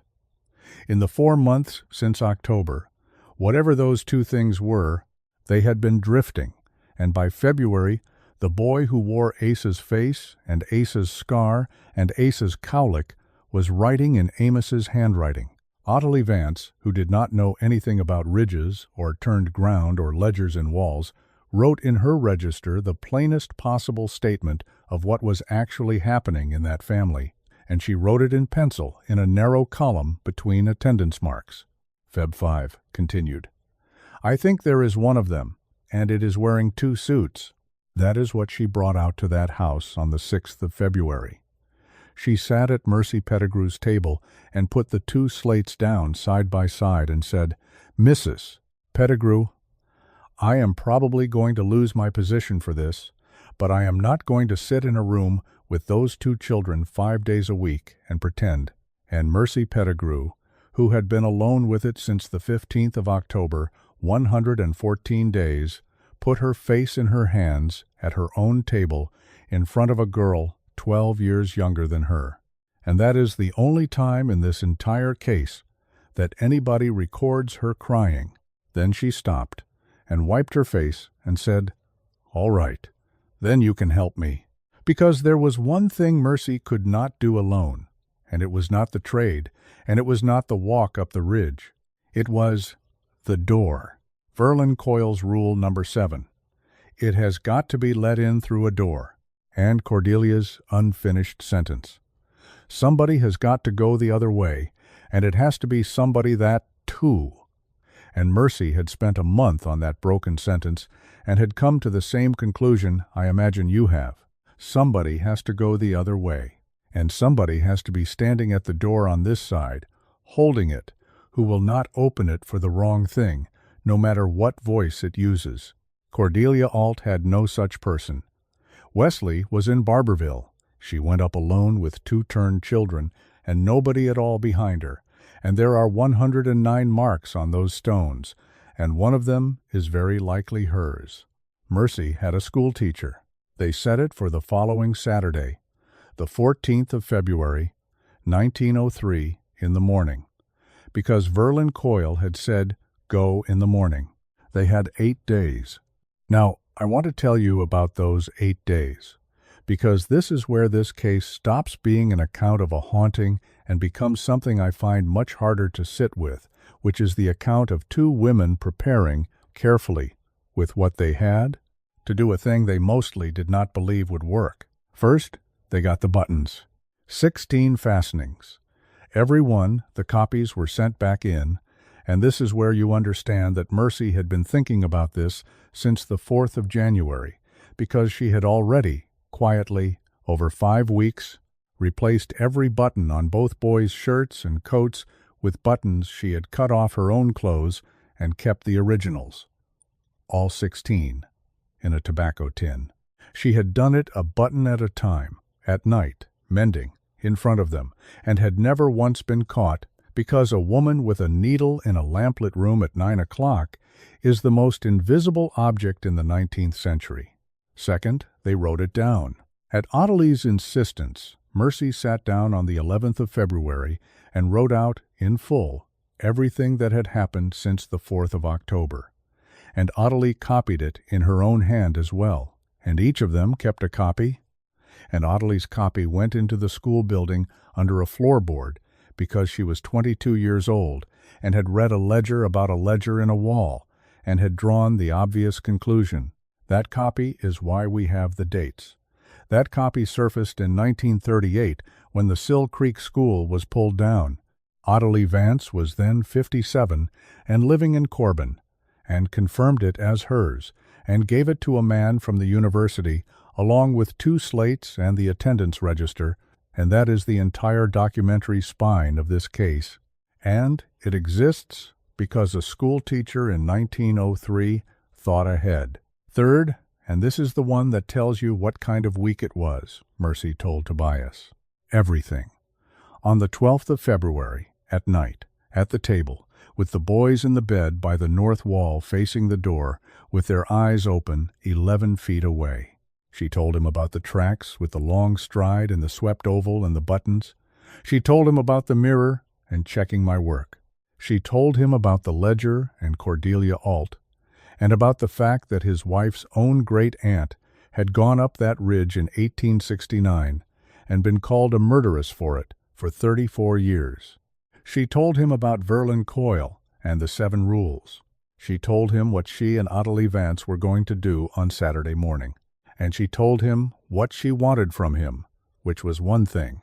She wanted him to stay in the house and bar the door and open it for nobody until she came back. Tobias Pettigrew listened to all of it without saying anything for something over an hour. And then he said, in a voice she said she did not recognize, "I have known since the night they come home, and I did not want to be the one that said it. I let you carry it by yourself for 4 months so I could keep them." And Mercy said, "I know." And he said, "I will hold the door. And here is where I have to be honest with you about the 14th of February, 1903, and about how much of it we actually know. Because 2 people went up on that bench that morning, and 3 came down that afternoon, and what happened in between exists in exactly 2 accounts, Mercy Pettigrew's, written 38 years later, and Ottilie Vance's, written down that same night, on the 14th of February, in the back of an attendance register, in a hand that a man in 1938 described as barely legible and unlike the rest of the book. The 2 accounts agree on the facts. They do not agree on what happened at the water. The 14th of February, 1903, was a Saturday. There was old snow on the ground, about 4 inches, crusted, with a skiff of new on top from Thursday night. It was clear and it was cold. Desi Frayne noted 8 above at daylight in the store ledger, and there was no wind at all, which everybody who went up there that winter mentioned, and which is going to matter. They left the house at 20 minutes to 8 in the morning. 4 of them went up. Mercy Pettigrew, Ottilie Vance, and the 2 boys, because that was the whole of the plan, such as it was. The copies had to come, because whatever was going to be traded had to be handed back, and Cordelia's ledger said they would want to go, and Cordelia's ledger was right. Mercy said, on Friday evening, in an ordinary voice, "We are going up on the bench tomorrow morning." And both boys looked up at the same instant, and Asa said, "All right, Mama," and Amos said nothing, and neither of them asked a single question about why. Children ask why. That is nearly the definition of children. Tobias barred the door behind them. Mercy said the last thing she saw of her husband that morning was one eye and part of his face in the gap of the door, and that he did not say anything, and that she was grateful for that. They went up the old logging trace. Passed the first bend at about 8. Passed the second bend at about 20 past. Now the bench. I have described it as 9 acres of level ground under old oak with a spring pool at the low end, and that is what it was in 1902. And here is what 2 women found on it on that February morning. And it is the part of this account where the ordinary rules start coming loose. The first thing was the snow. There was no snow on the bench. 4 inches of crusted snow on the trace, 4 inches of snow all the way up the ridge, and at the edge of the bench, in a line, the snow stopped, not thinned. Stopped along a boundary that both women described as running roughly in an oval around the level ground, and past that line the ground was bare, wet leaf mold, and it was not frozen, and Ottilie Vance put her hand flat on it and said it was about the temperature of a cellar. Bare, unfrozen, wet ground, in February, in 8 degrees, 9 acres of it. Mercy wrote, I had expected to be frightened at the water. I was frightened at the edge of the snow. It was the plainest thing I ever saw in my life, and it could not be. The second thing was the trees. Ottilie Vance's account is better on this than Mercy's, and I think it is because she was 22 and had a certificate and had spent 2 years teaching children to observe. She wrote that the oaks around the rim of the bench were old growth, 4 and 5 feet through, and that they were spaced too evenly. That was her phrase. Too evenly. She paced it. She wrote down the numbers. 11 paces. 11, 11, 12, 11, 11. And she wrote, They are none of them leaning. Every wood I have ever walked in has trees leaning to the light. These do not lean. They stand straight up like poles in a fence, and there is no light for them to lean to because they are all the same height. The third thing was the sound, and there was none. No wind, I said that. But also no birds, no squirrels, no creaking, nothing dropping out of a tree, and both women independently record that their own footsteps sounded wrong, and Mercy's phrasing of, This is the one I cannot shake. She wrote, It sounded like walking in a room, not like a wood, like a room with the ceiling low, and I looked up, and there was sky. The fourth thing was the boys. They changed on the bench, not dramatically. Nothing burst out of them, but both women say that from the moment those 2 children crossed the line where the snow stopped, they stopped performing. All the little labor of the past 4 months, the shivering, the yawning, the buttoning from the top, the wrinkled nose at the buttermilk went off of them like a coat coming off, and what walked across that ground was 2 things, wearing children that had quit pretending, and they walked in step, and they did not look around, and they went directly to the water without being led. Mercy said, They were home, that is all. They were glad, and it did not look like gladness. They reached the standing water at about 10 minutes to 9 in the morning. Here is the pool, as those 2 women describe it, and I want you to hold this picture because we are going to be here for a while. 11 feet by 14, ringed with flat stones set on edge around the north lip, 22 of them, weathered, cut with rows of small tallies, water clear enough to see the bottom 4 feet down, and the bottom was clean gravel, and there was nothing in it, no leaves, no silt, no drowned wood, in the middle of a hardwood forest in February, and the surface was flat. Flat like a table, flat like a pane of glass laid on the ground. Ottilie Vance, who was a rational young woman and who wanted very badly to be doing something scientific, took a stone about the size of an egg and dropped it in from about waist height. She wrote, It went in with the ordinary noise, and the rings went out to the stones, and then they come back in, all of them together, and closed up at the middle, and after that it was flat. I have thought about it all evening, and I cannot make it be anything else.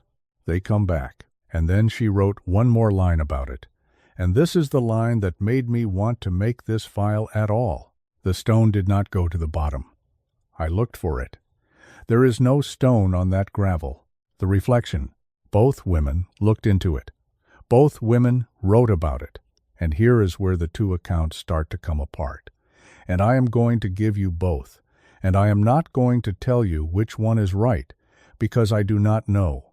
Ottilie Vance wrote that she looked into the water and saw the trees and the sky and her own face, reversed as any reflection is reversed, and that the only thing wrong with it was that it was about a half-second late.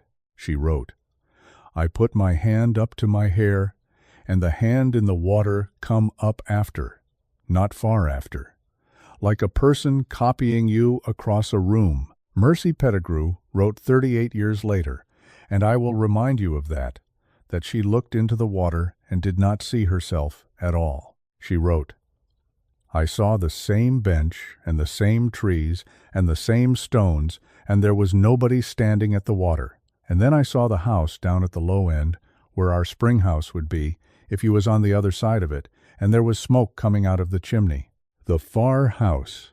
Wesley Alt saw it in October of 1868, and drew it in the ashes with a poker, and said it was his own house with the chimney on the other end. Mercy Pettigrew says she saw it in the water.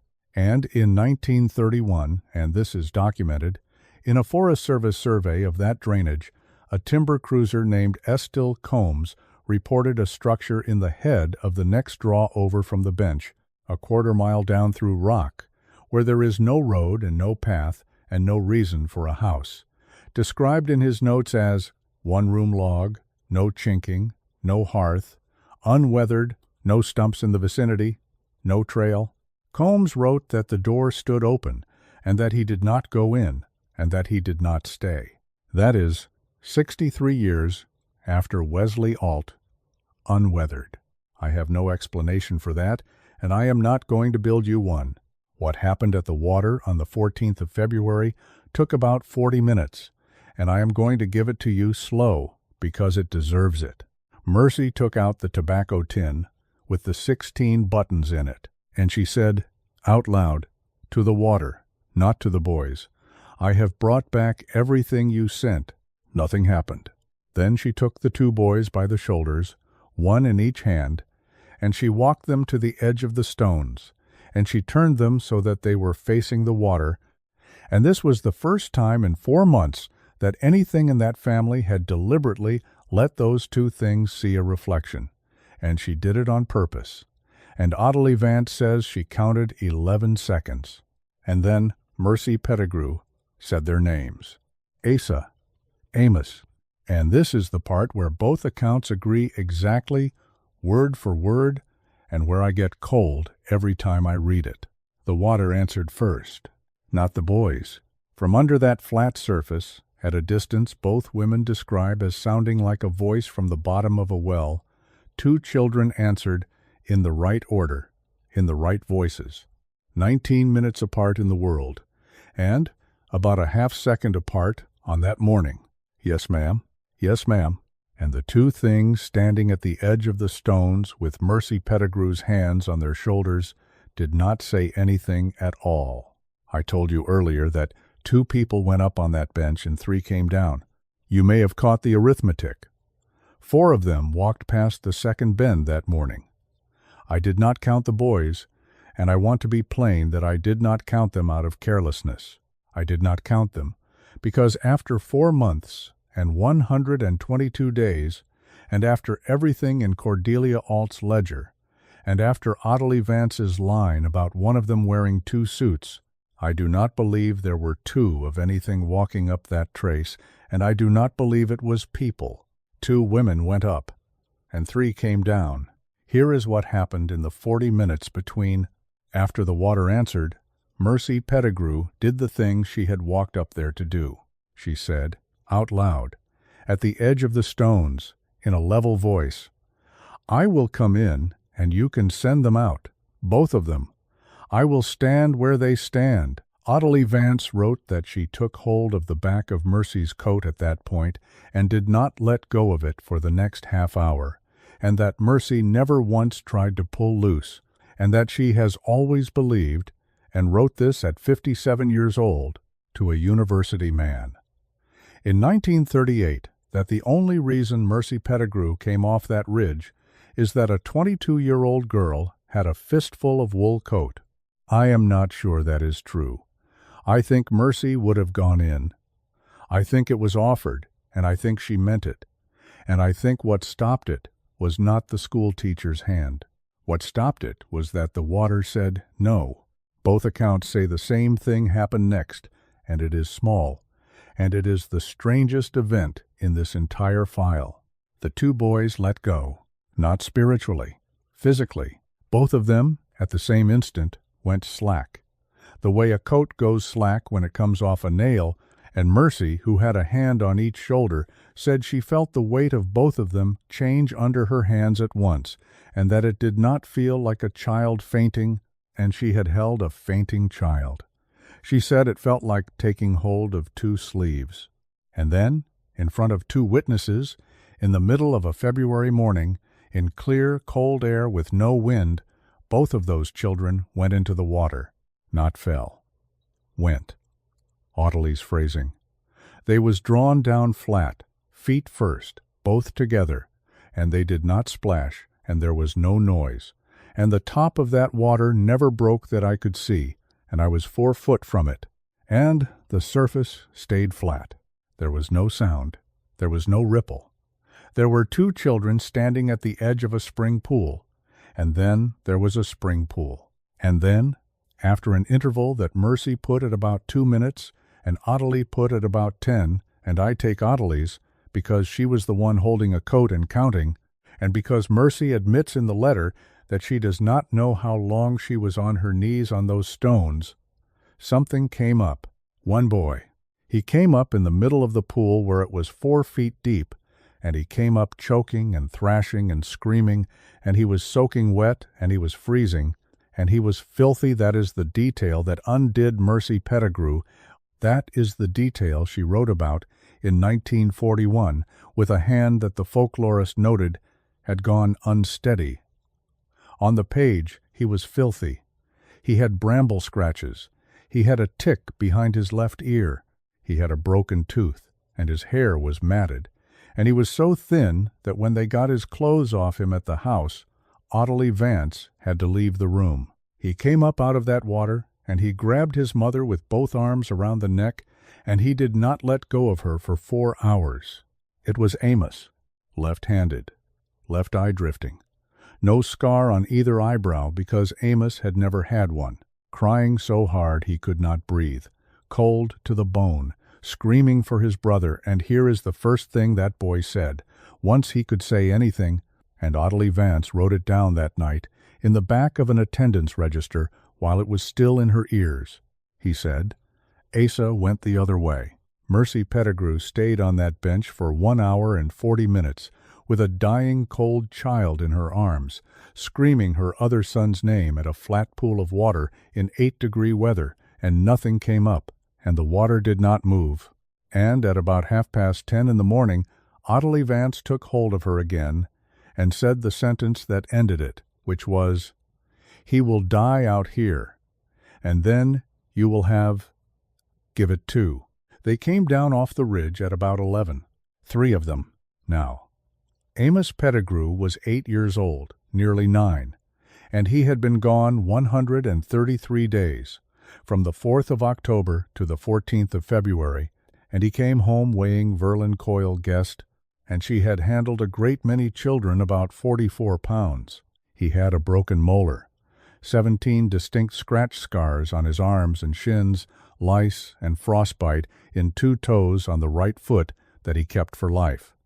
He was hoarse for 3 weeks. He slept 19 hours the first night, and he could not tell anybody where he had been. This is not a story about a boy who came back with a map. That is not how any of this ever goes, and it is not how it went here. What Amos Pettigrew could say over about 6 weeks, in fragments, to his mother, is the following, and this is the whole of it, and it is in Mercy's letter. And it is nearly identical in what he himself told his own daughter in 1951. He said it was the same place, the same ridge, the same hollow, the same creek, the same house, everything the same and everything on the wrong hand. He said there was no sun. He said there was light, and he was very insistent about that, but that it did not come from anywhere, and there was no shadow, and it did not change, and it never got dark, and it never got any brighter, and he did not know how long he was there because of it. When Mercy told him it had been 4 months, he did not believe her, and when he finally did believe her, he cried for a day. He said they lived in the house, their house, the wrong-handed one, the one with the chimney on the other end, and that there was food on the table, and the food had no taste at all. He said it was like eating the idea of it. He said he and Asa were not allowed to sleep in the same bed, and did not know why. He said he never once saw a person, and that he never once saw the thing, and that both of them looked for it every day. And he said the last part, which is the part that I think about at night, and which he said once, at about 9 years old, sitting up in a bed with a quilt around him, and never repeated in his life. He said, you could see out. From in the house, if you stood at the window, you could see our yard and the woodpile and Mommy at the wash bench, and it was always the same day out there. It was always the 4th of October. He said, we beat on that window for a long time. Mercy asked him. She waited 2 weeks. And then she asked him how they got separated, how Asa went the other way. And Amos Pettigrew said, there was 2 doors. And when the water opened, one of us had to go first, and Asa always goes first.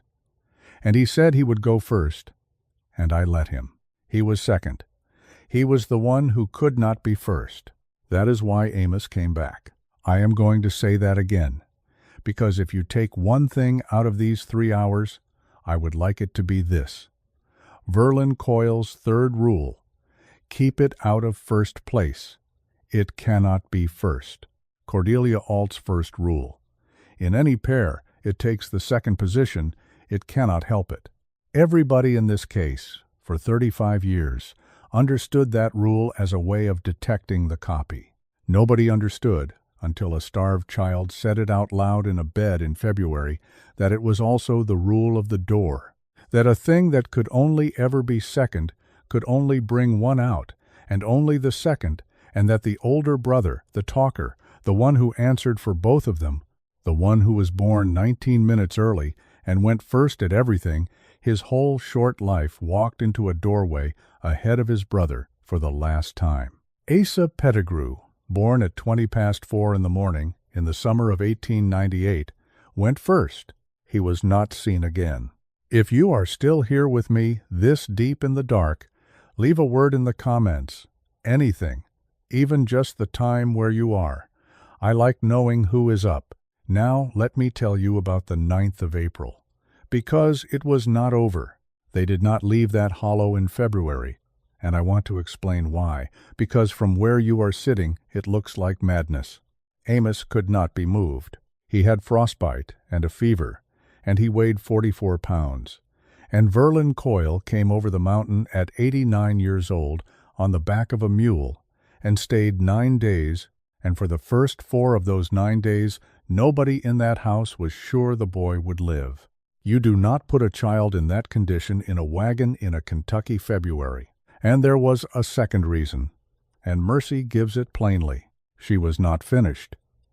Asa was up there, so they stayed, and February became March, and here is what that house was like in the 6 weeks after the 14th. Tobias Pettigrew stopped sleeping in the house. He slept in the barn, in the loft, in his clothes, with an axe, and he came in for meals, and he did not explain it, and nobody asked him to. Mercy said he was not afraid of the boys, there were no boys, and he was not afraid of the ridge. She said he could not be in the room where the bed by the north wall was, because he had spent 122 nights letting 2 things sleep in it. Amos would not sleep alone, and would not sleep in the dark, and could not stand a door being shut. All 3 of those things he kept for the rest of his life, and his own children knew about all 3, and his daughter told an interviewer in 1971 that her father, at 74 years old, still could not eat a meal facing away from a window. And Mercy went up on the ridge. Every clear day, from the 22nd of February to the 9th of April, 40-some days, most of them, she walked up the old logging trace past the second bend, out onto the bare ground where the snow stopped, and she stood at the stones, and she said her son's name, just the one name, Asa. Nothing ever answered. She counted the tallies on the 22nd of February and got 111, which, against Cordelia Alt's 109 in 1869, means 2 more in 34 years. And I have no comment to make about that, except that you can do that arithmetic as easily as I can, and neither of us will like it. She looked for the farmhouse on the 3rd of March and could not find the head of the draw and went home.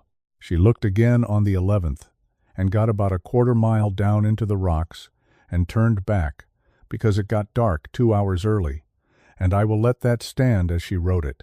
It got dark 2 hours early. She did that for 6 weeks. And then on the 9th of April, 1903, it came to the door. Here is the night. It was a Thursday. It had been warm for 3 days, one of those false springs, and there was thunder in the afternoon, and rain from about 6 in the evening, hard rain, and by 10 at night it had settled into that steady, needling, October kind of rain that everyone in this account keeps mentioning. Tobias was in the barn. Amos was asleep on a pallet by the hearth, where he had slept since February. Mercy was in the chair by the door, awake, as she had been every night since the 15th of October, which by that night was 176 nights. The dog started it. Bell the hound, 4 years old, who had gone under the house on the night of the 15th of October and stayed there 2 days, began to howl at about 10:30, not bark, howl, from under the porch. And Mercy said it was the sound a dog makes at a death, and that she had heard it twice before in her life, and both times somebody in the house had been dying. Then the gate, that plank gate on the leather hinge at the bottom of the yard, that made a sound like a word being cleared out of a throat. Mercy Pettigrew got up out of the chair and put her hand on the bar and did not lift it, and a voice in the yard said, "Mama mine." Now, everything in the last 2 hours and a half has been leading here, and I am going to slow all the way down, because this is the 51 seconds that made the rest of that woman's life what it was. Ivy Pettigrew died in December of 1896, at 6 years old, of diphtheria in 9 days, in the bed by the north wall. She hummed with her mouth closed. She hated buttermilk, and she called her mother Mama Mine, one word, run together, and she was the only person who had ever called her that in her life, or would ever call her that again. Mercy had been careful for 6 months. She had not corrected. She had not flinched. She had not let it see her seeing it. She had done everything Desi Frayne and Verlin Coyle and a dead woman's ledger had told her to do. And she had lived for 176 nights in a house with a thing that had 11 days of watching her and 4 months of sitting at her table, and 1 afternoon of hearing her scream a child's name at a pool of water. And there is no rule in any of it that would have kept it from learning what her worst thing was, because her worst thing was in every hour of every day of that house, in the way she looked at that bed by the north wall. She wrote, in 1941, one line about that moment that says it better than I can. I had spent all winter making sure it could not learn my sons. I never once thought to hide my daughter. She had been dead 6 years. I thought that one was safe. The voice said, "Mama mine, I am wet." And Mercy Pettigrew stood at her own door in the dark with her hand on the bar, and she began to count out loud. 1, 2, 3, 4. Verlin Coyle's 4th rule. Count out loud in front of it, because a count only goes one way, because there is no backwards to 1, 2, 3, because it is the one thing you can say in front of a turned thing that it cannot turn around. She counted to 11, and the voice outside said, over her, "Mama mine, do not count at me. It is cold." And she went back to 1 and started again. And this time the humming started. that low, closed mouth, tuneless buzzing that had come out of the bedroom twice a week for 4 months and had stopped in February, and that Mercy Pettigrew had not heard since her daughter stopped it in 1896, and it was coming from the other side of a 2-inch oak door, about 4 feet from her face, and it was exactly right. She wrote, "It was her. I want to be honest with whoever reads this. It was not near. It was not close. It was her, and I knew it was not. And both of those was true in me at the same time, and neither one give way. Here is what saved her, and it is not the counting." Amos woke up. An 8-year-old boy, 48 pounds by April, asleep on a pallet by the hearth, woke up in the dark and heard his sister's voice in the yard, a sister who had died when he was a 1.5 years old, whose voice he had never heard and could not possibly have recognized. And he got up and crossed the room and took hold of the back of his mother's dress with both hands. And he said, "Mommy, it has got its stride wrong." That is what he said. That is what an 8-year-old said, standing behind his mother in the dark at a barred door, with the last thing left of her heart on the other side of it. Because he had been on the other side. Because he had spent 133 days in a house with no shadows looking out a window at the 4th of October, and he was the only living human being who had ever come back from there, and he knew something that Cordelia Alt never learned, and Verlin Coyle only half knew. He knew that whatever is on that ridge does not walk right when it is in a hurry. Prine Calicote measured it in the leaf mold on the 6th of October, 1902, 19 inches going toward the water and 26 coming back. He said it out loud in front of 11 men. These are the same feet, and they are not the same boys. The thing in that yard, on the 9th of April, was standing in mud, 11 feet from the porch step, in the rain, and it had walked to the gate, and Amos Pettigrew, who had never seen the tracks, who was not born when Prine Calicote notched that stick, who had been in a bed with a fever the whole time. Anybody talked about it, heard it come across the yard, and knew that the steps were too far apart to be his sister. Mercy took her hand off the bar. She stepped back from the door, and she picked up her son, and she carried him to the far corner of the room by the chimney, and she sat down on the floor with him in her lap, facing away from the door, and she counted out loud. She counted to 100. Then she counted to 100 again. The humming went on outside the door for what she estimated at somewhere between 2 and 3 hours. The voice said her name, the name Mama Mine, an amount of times that she wrote down once and then scratched out, and the folklorist's transcription notes that the number under the scratching is legible and is 31. 31 times. And at some point, in the coldest part of the night, the voice on the other side of the door changed. And this is the last thing, and I am sorry, and it is in the letter. It stopped saying, "Mama Mine," and it said in a voice that was not a little girl's anymore, but was a boy's, 9 years old, hoarse, and absolutely correct, "Mommy, it is me. I got out. Amos, tell her."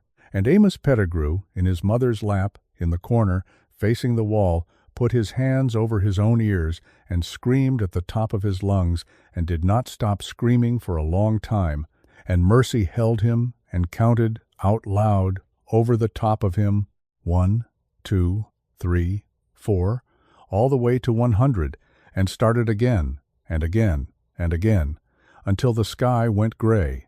Tobias found them there at about 6 in the morning. The bar was still down. The dog was still under the house. There were footprints in the mud in the yard, and they went to the gate and stopped at the porch step, and Tobias Pettigrew, who was not a fanciful man, walked out and looked at them for a long time in the gray light, and then came in and started packing the wagon without saying anything at all. They were off the South Fork of Sill Creek by the 12th of April, 1903. They sold the place 160 acres, a house, a barn, a smokehouse, a spring house, over running water for $110, which was less than half what it was worth, to a man from out of the county who never lived on it. That man's name was Elsie Tackett, and he bought it for the timber, and he cut the south face of that ridge over between 1906 and 1909, all of it, every stick except the bench. His crew would not work the bench. He offered $1 extra a day, and they still would not go. And in the end, he sold the standing timber on those 9 acres to a buyer from Tennessee, who came up, looked at it for one afternoon, went home, and never answered another letter about it. The old oaks on the rim of the standing water were never cut. They are standing there right now, 11 paces apart, not leaning. That is why there is old growth on that bench today in a county that was logged flat twice over. And if you have ever wondered how a stand of timber survives a century of saws in eastern Kentucky, the answer is not a park, and it is not luck. The answer is that for 100 years, every man who ever stood on that ground with a crosscut in his hands decided he had somewhere else to be. And Mercy Pettigrew stood in that dooryard on the 12th of April with the wagon loaded and did a thing that I find almost unbearable, and that I have never once seen recorded in any other case like this. She turned around and faced the ridge, and she said, out loud, so that Ottilie Vance heard her from 30 feet away, and wrote it down, I am not leaving him. I am going to be somewhere I can hold a door, and I am going to hold it for as long as I have got, and if he ever gets to one, I will hear him. Then she got up on the wagon, and they went out the hollow road, and she never in her life went back. The Pettigrews went to Whitley County first, and then, in 1906, north to Jackson County, Ohio, to a coal town called Wellston, where Tobias got work in a mine because a man who had cut timber for 9 years could get taken on anywhere, and where a family could be nobody. That is the practical end of it. But there is a great deal left, and some of it is worse than what you have heard, and one piece of it is, I think, the only genuinely warm thing in this entire file. So stay with me. Let me clear the smaller people out of the way first, because they deserve a sentence each. Ottilie Vance taught school for 2 more years on Sill Creek, and then left the county, and taught in Corbin for 31 years, and never married, and died in 1961 at 80. She kept the attendance register and the 2 slates in a hat box for 35 years. When the Sill Creek School was pulled down in 1938, and a work crew found a rolled paper under a floorboard, the county sent it to her because her name was on it, and she read her own handwriting from when she was 22, and then, at 57, wrote a covering letter and sent the whole hat box to the folklore program at the university, where it sat in a box for 11 years before anybody read it. Her covering letter ends, I have never told this to a living person because I did not care to be laughed at, and I am now old enough that being laughed at has lost its power over me. Desi Frayne kept the store until 1922 and died in 1929 at 80. She kept her word. She never spoke of it again to anybody, including Mercy, including in letters. And there were letters, 26 years of them, and there is not one word about the ridge in any of them, only weather and prices, and who had died, which is, when you think about it, its own kind of loyalty. Verlin Coyle died in the winter of 1905 at 91. She had, by then, been the granny woman on that branch for 55 years, without ever once having wanted to be. There was no one to hand it to. She was the last, and she knew it. And the last thing anybody records her saying on the subject was to a woman who was sitting with her at the end, who asked whether it worried her that nobody was left who knew about the turned ground. And Verlin Coyle said, It worries me that nobody is left who is afraid of it. Knowing never saved a soul. Being afraid saves people every day. Wilburn Stacy was sheriff of Loyal County until 1914. His daybook survives in a courthouse basement collection, and there is one more entry in it about this case, and it is dated the 19th of March. 1903, 3 weeks before the Pettigrews left, And I have saved it because it does not fit anywhere else, and because it is the second of the 2 newspaper items I promised you, in a way. It says, Mark 19. Report of a boy on the Sill-KR Road after dark, hailing wagons. Third such. Advised drivers not to stop. A boy on the road after dark, hailing wagons. Third such. The newspaper item, 3 lines in a Barberville paper, the 28th of March. 1903 is under a heading about road conditions and says only that travelers on the Sill Creek Road have reported being hailed by a child after nightfall, and that the sheriff advises that no children are missing in the district, and that the practice of stopping is discouraged. No children are missing in the district. That is technically true. The search had been closed since October. Amos was home. On the county's books in March of 1903, there was not one missing child in Loyal County, Kentucky. And something was standing on that road in the dark, at 8 and 9 and 10 at night, waving down wagons. Now, let me give you the piece that most people who have looked at this case never find, because it is in a different county's records under a different name, and because it happened 26 years later. On the 2nd of November, 1929, a 9-year-old girl named Ardith Sizemore, the granddaughter of Otho Sizemore, the man who went into the standing water to his chest in 1902 and never talked about it, went up onto Sill Ridge after chestnuts with 2 other children. Chestnuts, in 1929.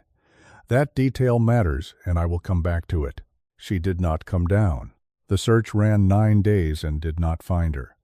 Nobody dragged the pool this time, because by 1929 that generation was gone, and nobody living remembered why you would. Ardith Sizemore came home on the 11th of November, 1929, at night, in rain, standing at the gate. Her mother, a woman named Ollie Sizemore, 29 years old, born in 1900, who had been 2 years old when the Pettigrew twins came home and had grown up on that creek, hearing nothing about it at all, because Desi Frayne kept her word, and Verlin Coyle was dead, and the Pettigrews were in Ohio. Her mother took her in, and washed her, and put her to bed, and thanked God. And Ardith Sizemore lived in that house for 6 years, and she was left-handed when she came back, and had been right-handed before, and nobody thought a thing about it, because by 1929 the schools had stopped beating it out of children, and it was not remarkable anymore. She died in 1935. She was 15. The certificate says pneumonia. Her mother told a WPA interviewer in 1939. And this is a real document in a real collection, taken down as part of a Life Histories project, filed under folk beliefs that her daughter came back from being lost in 1929 and never afterward would look in a glass, and that in the 6 years she lived, she never once let anybody photograph her, and that on the day she died, she asked her mother to open the door and let her brother in, and there was nobody at the door, and Ollie Sizemore had no other children. I have gone back and forth on how to present that, and I have decided to present it flat and let you do what you want with it. Here is the chestnut detail, and it is the reason there was never a 4th case. The chestnut blight came through the southern Appalachians between about 1925 and 1940. It killed, by the standard estimate, something on the order of 4 billion American chestnut trees, essentially every mature chestnut, from Maine to Mississippi. On Sill Ridge, the last living chestnut on the bench was dead by 1936, and after 1936, no child in Loyal County ever again had a reason to walk up onto that bench in October with a burlap sack. Ardith Sizemore, 1929, was very likely the last chestnut child on Sill Ridge. And if you find that a satisfying ending, a monster starved out by a fungus from a shipment of Japanese nursery stock put out of business by an accident of agriculture, I would gently point out 2 things. The first is that the bench is still there and the water is still flat. The second is that people stopped going up that ridge because there was nothing up there worth going up for, which is not the same as being safe, and which is exactly the kind of quiet that a thing with a very long time on its hands might not mind at all. 109 marks in 1869, 111 in 1903, 31 in a single row, in a photograph in 1951, where the arithmetic wants 28.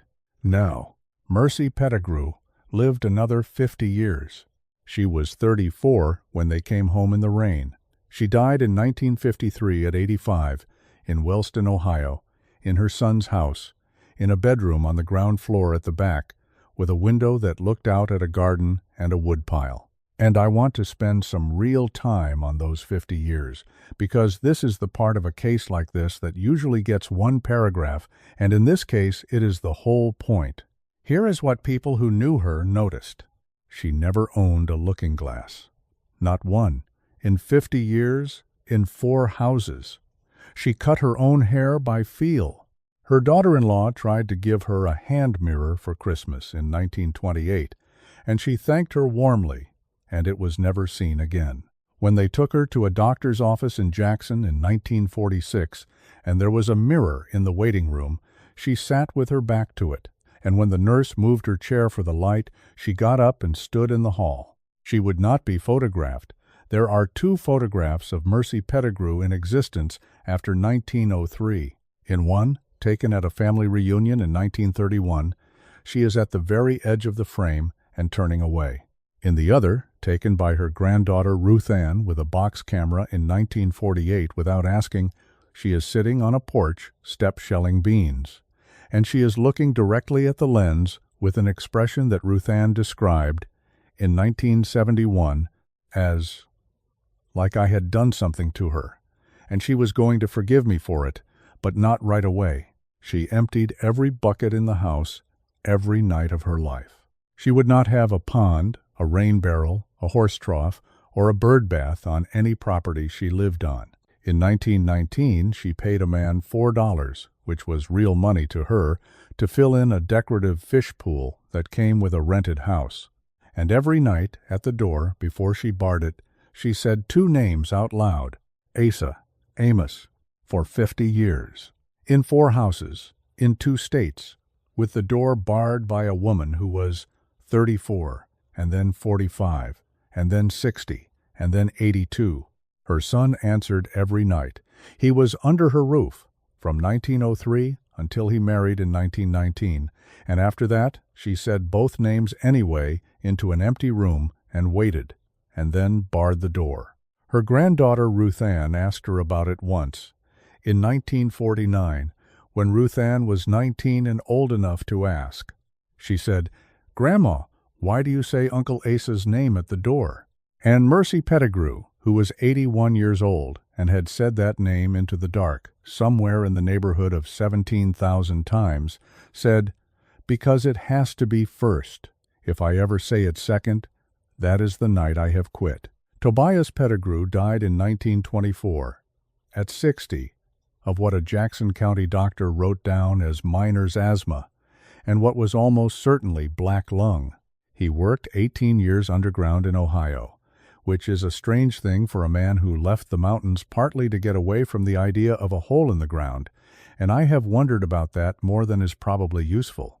He never went back to Kentucky. He never spoke about it, ever, to anybody, with one exception, which came about 9 days before he died, when he was propped up on pillows and could not lie flat, and had gotten to that stage where a man says the thing he has been carrying. He said it to his son. Amos was 26. He said, "I want you to know I never once thought they was yours." And Amos said, "Sir?" And Tobias said, "The 2 that come home. I want you to know I knew. I knew in the yard, in the rain, before I picked them up. I picked them up anyway, and I have thought every day for 21 years that if I had stood in that door with your mother instead of going out in that yard, she would not have been by herself in it, and we might have got the both of you. That is a man carrying something for 21 years and putting it down 11 feet from the end." His son said, and told his own daughter about this in 1971. At 74 years old, his son said, "Daddy, if you had not picked them up, they would have stood out there. And they would have waited. And it would have been longer." I do not know if that is true. Neither did he. But it was the right thing to say to a dying man, and I want the record to show that a boy who spent 133 days on the wrong side of a pool of water grew up into a man who could say that. Amos Pettigrew lived until 1979. He was 81. He was a machinist and then a foreman at a machine shop in Wellston, Ohio, and he married a woman named Georgia Hoback in 1919, and they had 4 children, and there are grandchildren and great-grandchildren of his alive today, some of whom know this story, and some of whom have never heard it. And here are the marks it left on him, because it left them. He slept with a light on for 76 years, every night of his life from February of 1903 until he died. His wife, who married him at 22 knowing about it, once told her sister that in 60 years she got used to everything about him except that, and that she never in her life saw her husband in a fully dark room. He would not have a door shut on him, not a bathroom door, not a bedroom door, not the door of a car. His shop foreman in 1931 built him a partition with no door on it, rather than lose him. He would not eat with his back to a window. He never had a mirror in his bedroom. He shaved in the kitchen at a small round glass propped on the sill, and he did it fast, and his son said in 1981 that he had watched his father shave 1,000 times and had never once seen him look at his own face for longer than it took to move the razor. And every night, and I mean every night, for the last 60 years of his life, Amos Pettigrew went to the front door of whatever house he was in before bed and put his hand on it, and said 2 names, Asa, Amos. He said his brother's name first. He never said his own name first in his life. He was asked about it once by a nephew in the 1960s, who thought it was a funny old man habit. He said, "He went first so I could be second. I do not get to be first, not ever. That was the deal, and I was there when it was made." That is not superstition. That is not trauma, exactly either, or not only. That is a man who was 9 years old at a door in another world and let his brother step through it, keeping an appointment for 70 years. Now let me deal with the documents, because I promised you at the start that I would tell you what became of Cordelia Alt's ledger, and I said it was not satisfying, and it is not. Mercy Pettigrew took that ledger with her out of Kentucky in April of 1903 and kept it for 38 years, and in 1941 she gave it away. There was a man collecting from the university. The ballad collecting era in the mountains was at its height, and he had been sent to Jackson County because there were mountain families there, and mountain songs came with them, and somebody told him there was an old woman in Wellston from Loyal County who might sing for him. She could not sing. She told him so, cheerfully, the way she had told everybody her whole life. And then she asked him whether the university kept things, and he said it did. And she asked him whether the university believed things, and he said, and he wrote this down, and it is in his notes, and I think it is the only reason any of this survives, he said. "Ma'am, I have been told 9 impossible things this week, and I have written down all 9, and I have not argued with one of them, because it is not my job to argue." She gave him the ledger, the tin box, 16 buttons in a tobacco tin, and a letter of 11,000 words that she had, it appears, been writing on and off for some time before he ever knocked, which raises a question I cannot answer about who she thought she was writing it to. He receipted it. That receipt exists. It is dated the 4th of August, 1941, and if you have been keeping track, and I confess I had not until I was 3 weeks into this, that is 72 years to the day after Cordelia Alt wrote her last full entry. The letter survives, the receipt survives, his field notes survive. The ledger does not. It was accessioned into a departmental collection that was moved twice, once in 1956 and once in 1971. And in the 1971 move, a quantity of material went into a basement in cardboard, and a pipe failed in that basement at some point before 1983. And there is a disposal list, and on the disposal list there is a line that reads, 1 vol, Ms. Water damaged beyond retention. Alt, Loyal Co., water damaged. I sat with that for a while. I do not think it means anything. I want to say that clearly. Basements flood. Universities lose things. That is the great unglamorous tragedy of every folklore collection in this country. There is nothing in the record to suggest anything but a pipe, but I would be lying if I said I did not sit with it. What we have then is this. Mercy's letter, with 16 passages of the ledger copied out in her hand, Ottilie Vance's register and her 1903 account and her 1938 covering letter and 2 slates, the Frayne store ledger, the sheriff's daybook, the 1939 WPA interview with Ollie Sizemore, the 1931 Forest Service note by Estill Combs about an unweathered cabin in a draw with no path to it, 2 photographs of stones, a tobacco tin with 16 buttons in it, which is in a drawer in a university building right now, catalogued with a card that says, Buttons, Misk, Pettigrew, Loyal, Co., KY, a sock. Folk belief. 16 buttons in a drawer. That is what is left of the 4th of October, 1902. Before I take you to the last night, I want to do the thing that a file like this owes you, which is to lay out, honestly, what people have thought this was. There are 4 explanations that get offered, and I am going to give you all 4, and I am going to tell you the trouble with each one. The first is that it is a folk tale, full stop, that there was a real disappearance in 1902, and there was. It is in the sheriff's book, and that the returned children are a legend that grew on top of it, of a very old type. Changelings are one of the oldest stories in Europe.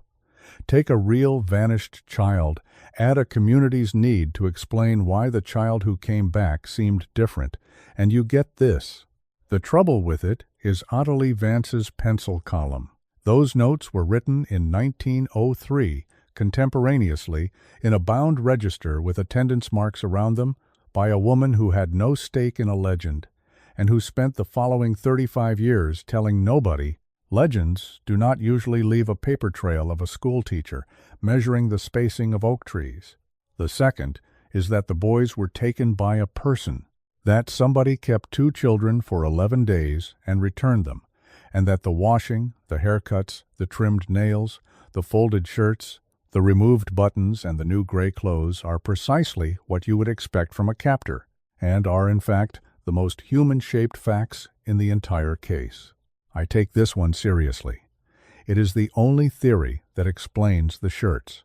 If you strip everything else out, what you have is 2 children groomed, dressed, and returned by somebody with time, soap, scissors, and a reason. The trouble with it is the mirroring, which no captor can do, and the 11 days after. And the boy who came out of the pool in February with 4 months of starvation on him in front of a witness. The third is medical. That the trauma of the disappearance produced, in 2 children, a dissociative condition, and in the mother, a prolonged grief reaction with delusional features, that the handedness reversal is a real and documented phenomenon under extreme stress. That memory is plastic, and Mercy wrote her letter 38 years later. The trouble with it is the scar. Handedness can switch. A cowlick does not migrate across a scalp. A 3/4-inch white line above a left eyebrow, made by a stove hasp in 1899, stitched by a woman with a sewing needle in front of witnesses, does not move to the other side of a child's face.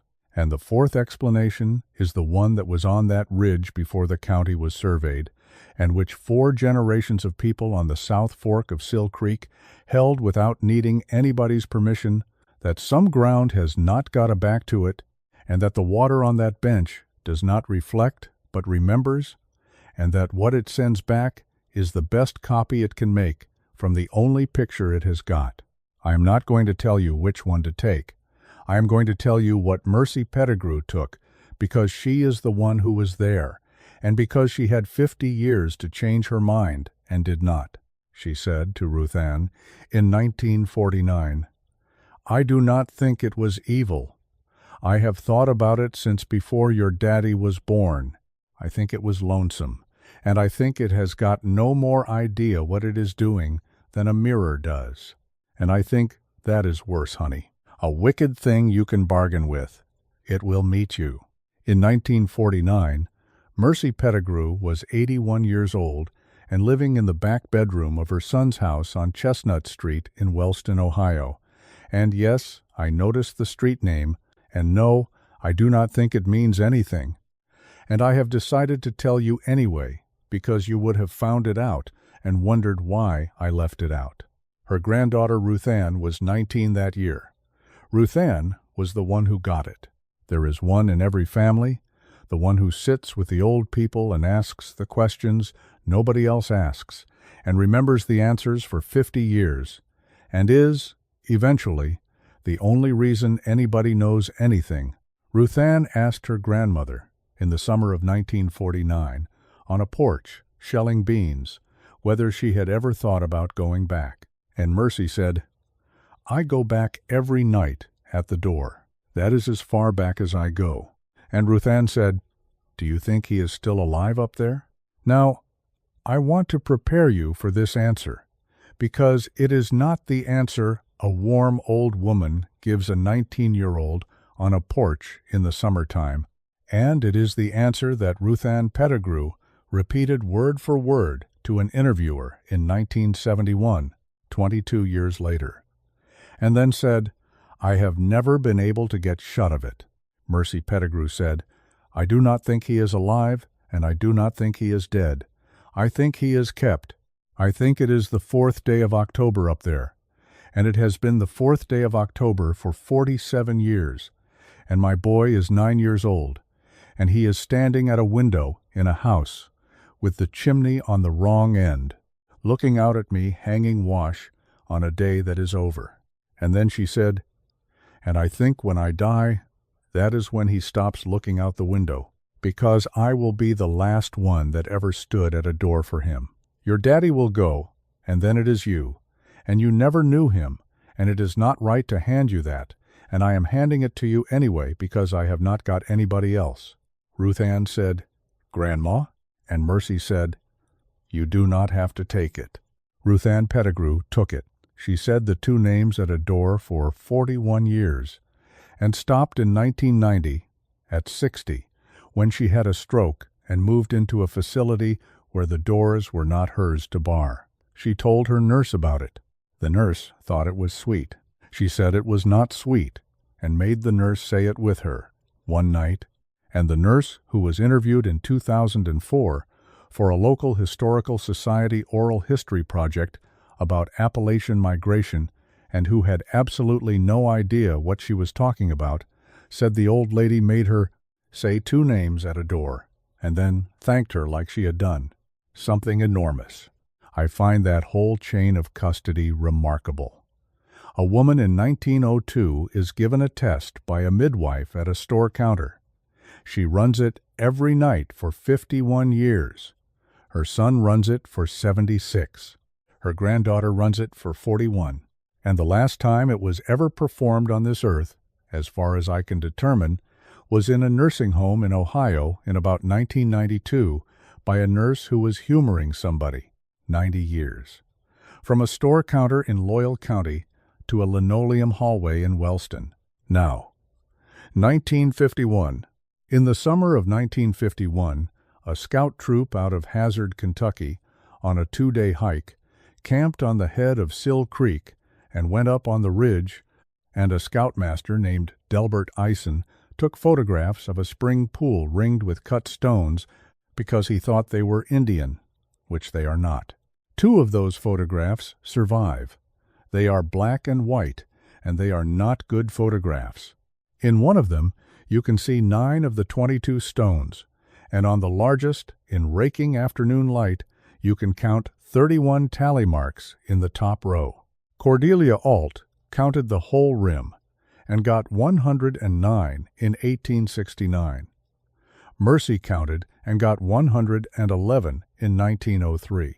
Neither of them recorded the per-stone distribution, and so the arithmetic I am about to do is soft, and I want to flag that clearly. If the marks were distributed anything like evenly, the top row of that particular stone in 1903 should have held something in the neighborhood of 28. The photograph shows 31. Delbert Eisen also wrote a short account for a scouting newsletter, which is how we know the rest of it. And the rest of it is 4 sentences, and I will give you all 4. He wrote that the boys wanted to swim and that he would not let them, because the water was clear and cold and looked bottomless, and there was something about it he did not care for. He wrote that a boy threw a rock in it, and that all 11 of them watched the rings go out and come back, and that he tried it himself twice, and that he had no explanation. He wrote that they left the bench earlier than planned, and he wrote, 2 of the boys reported hearing a child calling from the far side, and I satisfied myself that there was no one there. 1951. 49 years after the 4th of October, 1902, 11 scouts and a scoutmaster stood on that bench, and 2 of them heard a child calling from the far side. Mercy Pettigrew never knew about that photograph or that newsletter. She died 2 years later. I find that a Mercy and I have named her enough times in the last 3 hours to notice what her name was. Now let me take you to the last part of this, and I am going to slow down again, because it is a long night in a small room, and it deserves to be told at its own speed. In February of 1953, Mercy Pettigrew turned 85, and in March she had what her family called a spell, and what was almost certainly a small stroke. It took some of her strength on the left side, and it took some of her wind, and after that she did not leave the house. She could still get up. That matters, because from March to October of 1953, every single night, an 85-year-old woman with a cane got out of a bed in a back bedroom, walked 11 steps down a hallway to the front door of her son's house, put her hand flat on it, said 2 names, waited, and turned the lock. Amos begged her to let him do it. She would not. He offered to carry her. She would not. She said, "It is my door. It has been my door since before you was born, and it is going to be my door until it is not." Her daughter-in-law Georgia said, in 1971, that in those last months you could set a clock by it. 10:40 at night, 11 steps, 2 names, every night, from March to October. Here is the last week. The 1st of October, 1953. She stopped eating much.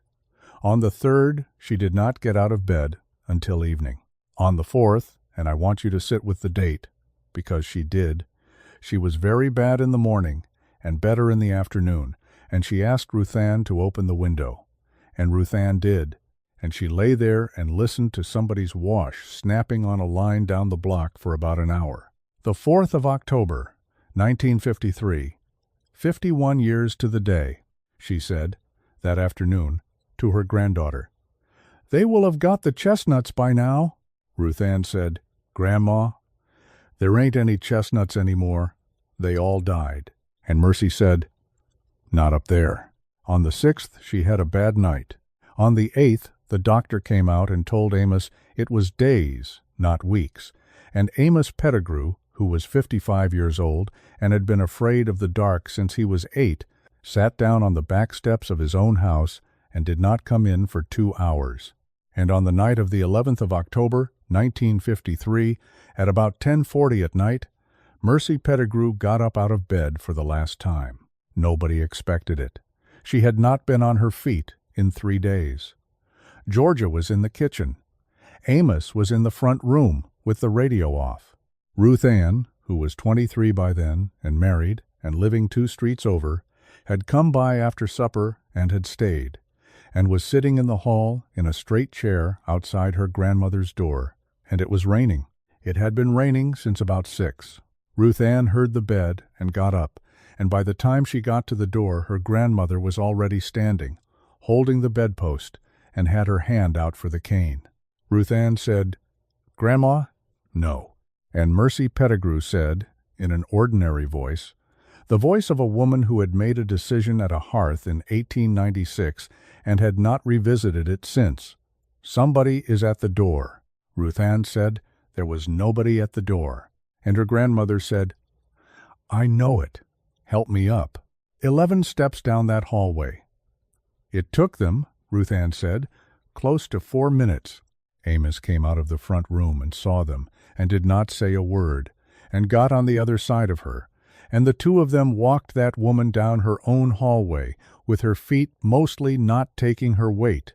And I want to tell you what was on the other side of that door, because we know, because 2 people looked, and because this is the part of the case that I cannot make come out one way or the other, and I have stopped trying. It was raining hard. It was a street in a coal town in Ohio at 20 to 11 at night in October. There was a street light 2 houses down. There was a wet sidewalk and a strip of grass and a picket gate that Amos Pettigrew had built himself and hung on iron hinges, because he did not like leather ones and never had, and could not have told you why. The gate was standing open. And Amos said this is his own account, given once, to his daughter, in 1971, at 74 years old, and she wrote it down that same week. Amos said that when they got his mother to the door, before anybody touched the lock, the humming started. Low, closed mouth, buzzing, no tune in it at all. Amos Pettigrew was 55 years old, and he had not heard that sound since April of 1903, when he was 8 and had his hands over his ears in his mother's lap, in the corner of a log house, 400 miles south of that hallway. He said he knew it, before he knew it.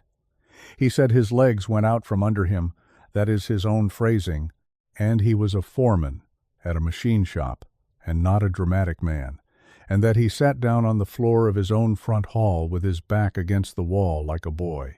Ruth Ann heard it too. She was 23. She had never in her life heard it before, and she had heard about it since she was 9 years old. And she said in 1971 that the thing that frightened her was not the sound. The thing that frightened her was that her grandmother smiled.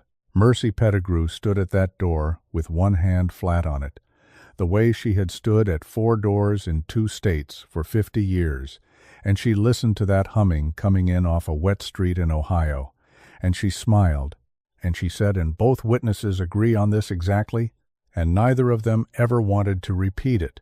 She said, "There you are." Then she straightened up as much as she could straighten, and she said 2 names, Asa, Amos, and her son, sitting on the floor of the hall with his back against the wall, said, "Yes, ma'am." Second, he did not say it first. At 55 years old, in the worst minute of his adult life, on the floor, that man kept an appointment he had made at 9 years old in a doorway in another world, and he waited, and he let the silence where his brother's answer should be go first, and then he said, "Yes, ma'am," and the humming stopped. Ruth Ann said it did not fade. It stopped, mid-note, the way a thing stops when a hand is put over it. And then there was nothing out there but rain on a sidewalk. Mercy Pettigrew put her hand on the lock, and she did not turn it. She stood there, Ruth Ann estimated a minute, maybe more, with her hand on the lock of a door, with nothing on the other side of it but rain, at 85 years old, 3 days from the end of her life. And then she said to the door, in a perfectly level voice, the last thing she ever said about any of this to anybody, she said, "Not tonight, honey. Mommy has got to be careful. That is the whole job." Then she locked it, and they took her back down the hall to bed, and she slept until noon the next day. Now, what was out there? I have to give you the honest answer, which is rain, an open gate, and the accounts of two people who were told this story their entire lives and who were, on that night, exhausted and grieving and primed. That is the responsible reading, and I am obligated to put it in front of you. I will also tell you three things that are simply true and that I cannot make fit that reading, and then I will leave it. The first is that Ruthann Pettigrew, in 1971, said that she had never heard the humming described in any detail by anybody ever, because her grandmother would not describe it and her father could not, and that what she heard on the 11th of October was a specific sound that she had had no way to imagine, and that when she described it to her father, afterward sitting in the kitchen at 2 in the morning, he put his head down on the table. The second is the gate. Amos Pettigrew hung that gate himself in 1931 on iron hinges, and it had a drop latch, and it did not swing open, and it had never once been found open in 22 years, and Georgia latched it every evening when she brought the milk bottles in. She had latched it that evening, she was certain, in 1971, and she was not a woman who claimed certainty easily. And the third is what they found on the walk in the morning. There is no photograph. There is no measurement, because there was nobody in that house who thought like Prine Calicote, and nobody had a notched stick. What there is Amos Pettigrew's testimony, given once, at 74, to his daughter, about what he went out and looked at on the morning of the 12th of October, 1953, in the wet, after the rain had stopped, on a concrete sidewalk with a skim of maple leaves on it. He said there was a track of a bare foot coming up the walk from the gate to the porch step. Just one line of them, and they were the size of a child's. And he said that he stood there and looked at them for a while, and then he went and got the yard broom, and he swept the walk from the gate to the step, and he swept it clean, and then he went in and had his breakfast. And he never told his mother, and he never told his wife, and he did not tell his daughter for 18 years. She asked him why he swept it, and Amos Pettigrew said, "Because it was going the wrong way." Now, I want to make sure you have that, because he said it once, quietly, at a kitchen table in 1971, and it is a strange thing to say, and it took me a long time to be sure I understood it. Barefoot tracks on a wet sidewalk, on the morning after. From the gate to the porch step, one line of them, coming in, not going back out. Mercy Pettigrew died on the 14th of October, 1953, at about 4 in the morning in the back bedroom of her son's house on Chestnut Street in Wellston, Ohio. She was 85. The certificate says cerebral hemorrhage. Her son and her daughter-in-law and her granddaughter were in the room. She was not conscious for the last day and a half. Georgia said that at some point in the night, hours before the end, the old woman's hand moved on the bedclothes, and she said one word, and the word was Mercy's own daughter's name, and that Ruthann, who was sitting on the floor by the bed, said out loud into the dark, 1, 2, 3, 4, and counted to 50, out loud, by a deathbed, at 3 in the morning, because it was the only thing she had ever been taught to do. Here is what was found among her effects. She owned almost nothing, which was normal for a woman of her generation and circumstances. There was a trunk. In the trunk, there was a quilt, a Bible, a seed catalog from 1922, a water-stained novel about a lighthouse keeper with the last 11 pages missing, a bundle of 26 letters from Desi Frayne, a receipt from the university dated the 4th of August, 1941, and a small paper packet. In the paper packet there was a lock of hair, dark, fine, a child's, tied with thread. There was no note with it, and nobody knows which child it came from, and I have thought about that more than I want to admit. There were 3 candidates, and she is the only person who ever knew, and folded under the paper packet, in her own hand, on a single sheet, written at some point in her last 2 or 3 years, the ink and the shake of the hand suggest late there was this, and I am going to read it to you exactly as it was written, And then I am going to stop talking about Mercy Pettigrew because she has said everything I have, and she said it first. It says, "To whoever is left." The place is Sill Ridge in Loyal County, Kentucky, on the South Fork, past the second bend of the old logging trace, and it is still there, and the water is still flat, and it does not need us to believe in it any more than a well does. It is not wicked. Do not go up there angry. Anger is a thing it can copy. It comes to a door. It always comes to a door. It will use the voice you want most in this world, and it will use it correctly, and the only thing it cannot do is be first. Make it be second. Every time, in everything, forever. Say the born name first. Count out loud. Do not correct it. Do not let it see itself. And do not open the door. If you are the one standing in the door, you will be by yourself, because the one who is not in the door has already gone out in the yard. Do not hate them for it. They are only holding what they got back. I had a daughter, and I lost her, and I could not do one thing about it. I had 2 sons, and I got one of them back, and I have stood in a door for the other one for 50 years, and I would like somebody to know that I did not open it. Not one time. Not the night she asked me to, and she asked me 31 times. That is all it ever wanted from me, and it is the only thing I never give it. Bar your door and say the names in order. M.A. Pettigrew. Amos Pettigrew kept that page in his wallet for 26 years, folded in quarters, and it was in his wallet when he died in Wellston in 1979, and it went to his daughter, and it is in a family's possession today, and it has been photographed, and that is why I can read it to you. There is one more thing, and then I am done. Sill Ridge is still there. The bench is still there.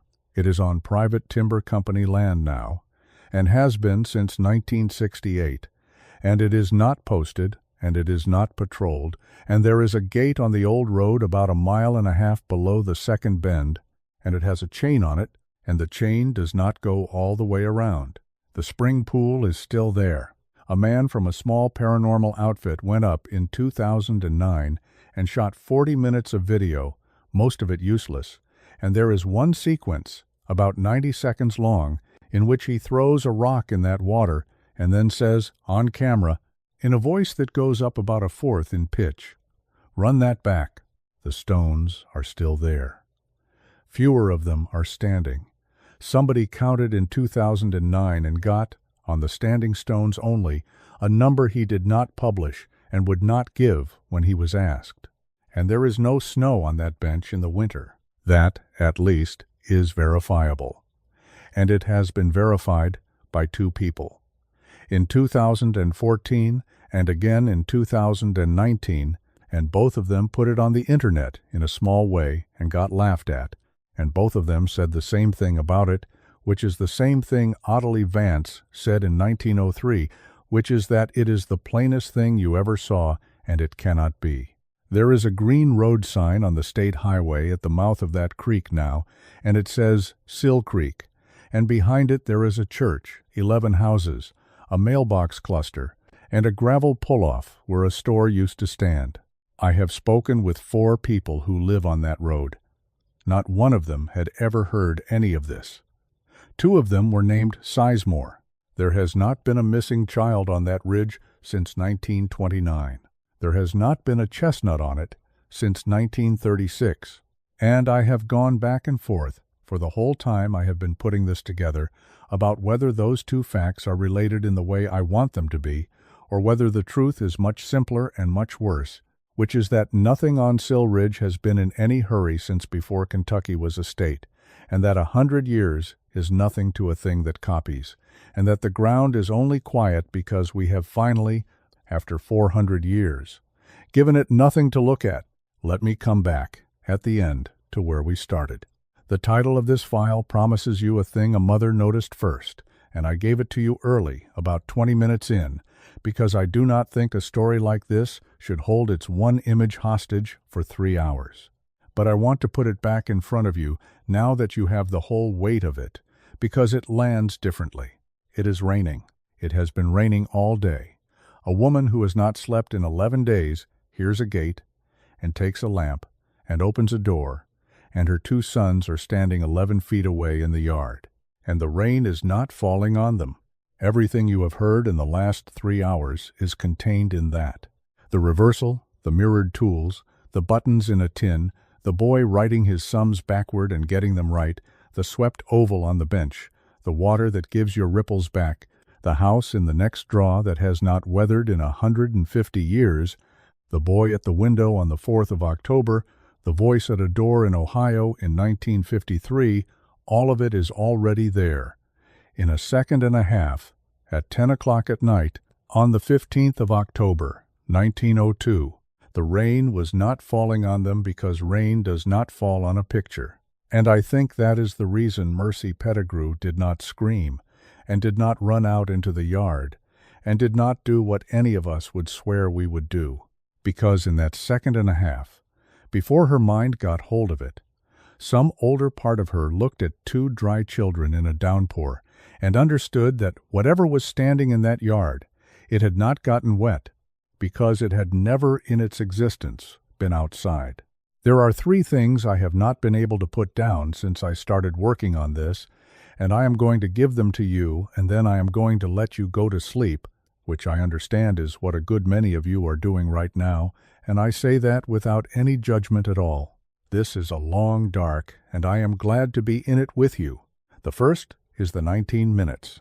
Desi Frayne wrote 2 times inside the cover of a store ledger in the summer of 1898, because a young mother asked her to. 20 past 4. 19 minutes past. She did it as a kindness. She could not have had the first idea what she was doing. And because she did it, there was a born order. And because there was a born order, there was a test. And because there was a test, a woman knew on the first night that the things in her house were not her children, and knew on the 28th of December that they were getting better at pretending. And because a child understood that he was the second one, he stepped back from a doorway in a place with no shadows and let his brother go first, and he is the only person in the recorded history of that ridge who ever came back from the other side of that water. Everything in this case turns on 19 minutes in 1898, written in a ledger by a woman who was just being nice. The second thing is Tobias. I have been careful with him, and I want to be careful with him at the end. It is very easy, at this distance, to be hard on a man who went out into a yard in the rain and picked up 2 things that were not his sons. It is easy, and it is cheap, and I do not think a single one of us has earned it, because what he did in that yard is what love does. He had spent 11 days on a mountain. He had gone down into a place in himself that most people never see the door of, and something came back up out of the dark and stood at his gate.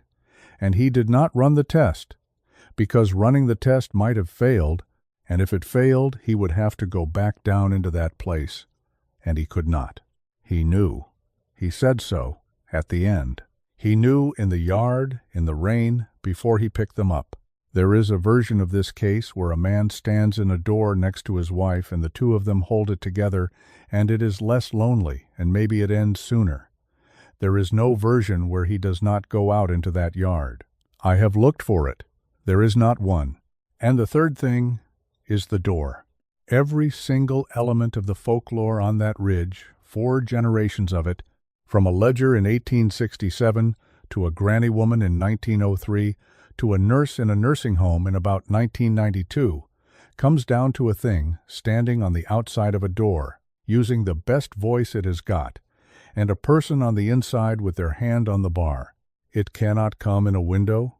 It cannot come down a chimney. It cannot come up through the floor. It has to be let in. And I have thought for a long time about why that is the shape of it, in this case and in 100 others from 100 other counties, and I have come around to something that I do not find comforting at all, and here it is. A thing that copies cannot make anything. It has no front. As Cordelia Ault put it in 1868, with a candle, alone. having worked it out by herself.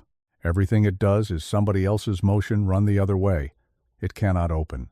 It can only be opened for, which means that the only power it has ever had on that ridge for 400 years is grief.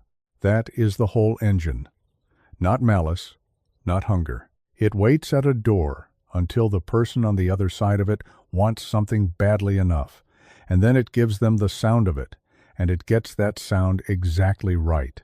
And the person on the inside lifts the bar with their own hand and lets it in and calls it a miracle. 111 marks on the rim stones. Every single one of them was let in. So, here is what I want to ask you, and it is the same question I opened with, turned around the way that water turns things around. You know what your door sounds like. Everybody does. The particular drag of it, the give in the latch, the 2-inch square of dark at the bottom, and you know, right now, sitting where you are sitting, whose voice you would open it for, without checking, without counting, without thinking about the stride or the order of the names, or whether the rain is falling on them. I think most of us have one. I think some of you have had one for a very long time, and I think a few of you, tonight, are lying in the dark, listening to your house, and doing the arithmetic on it right now. That is what I want in the comments. Not the ghost stories, though I will take those too. I want to know about the door. Have you ever heard something in your house, at an hour you had no business being awake, in a voice that belonged to somebody who is not here anymore? And what did you do? Did you get up? Did you lie still? Did you say a name out loud into a dark room and then hate yourself for the 2 seconds you spent waiting to see if it answered? Tell me. Put it below. I read them, all of them, eventually, even the ones that come in months late on old files, especially those. Somebody out there has a hollow of their own and has never once had a place to put it, and this is a place to put it. And if you have been with me all 3 hours of this one, do me the kindness of leaving one word so I know you made it to the end. Any word, your town, the time where you are. Just something so that this file has some evidence in the record that somebody heard it, the way that whole case only survives because a school teacher put a rolled-up paper under a floorboard on the 11th of February, 1903, on the chance that somebody someday would want it. She was 22 years old, and she was right. If you want more of these, the long ones, the slow ones, the family ones, the collection is What the Ridge Sends Back. 10 cases, 4 states, 1867 to 1958, 9 hours end to end, told exactly the way this one was told. The link is in the description and pinned to the top of the comments, and if you have got a night ahead of you and nothing to fill it with, that is what it is for, and subscribe if you have not. It costs nothing, and it means the next one comes and finds you instead of the other way round, because there is a next one, and I will tell you what it is. In the winter of 1938, in a valley in West Virginia, a survey crew laying a road found a farmhouse that was not on any map, occupied, warm, with a fire lit and supper on the table, and nobody in it.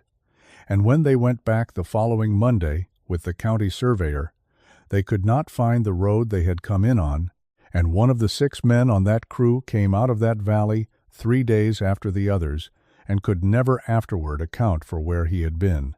And he kept a diary, and the diary has 41 pages in it, and every page is the same day. That is next. Until then, this one goes out to Mercy Pettigrew, who stood in a doorway for 51 years and did not open it, and to a 9-year-old boy who stepped aside, and to a woman with a candle and a ledger who got further with it in 1869 than anybody has since.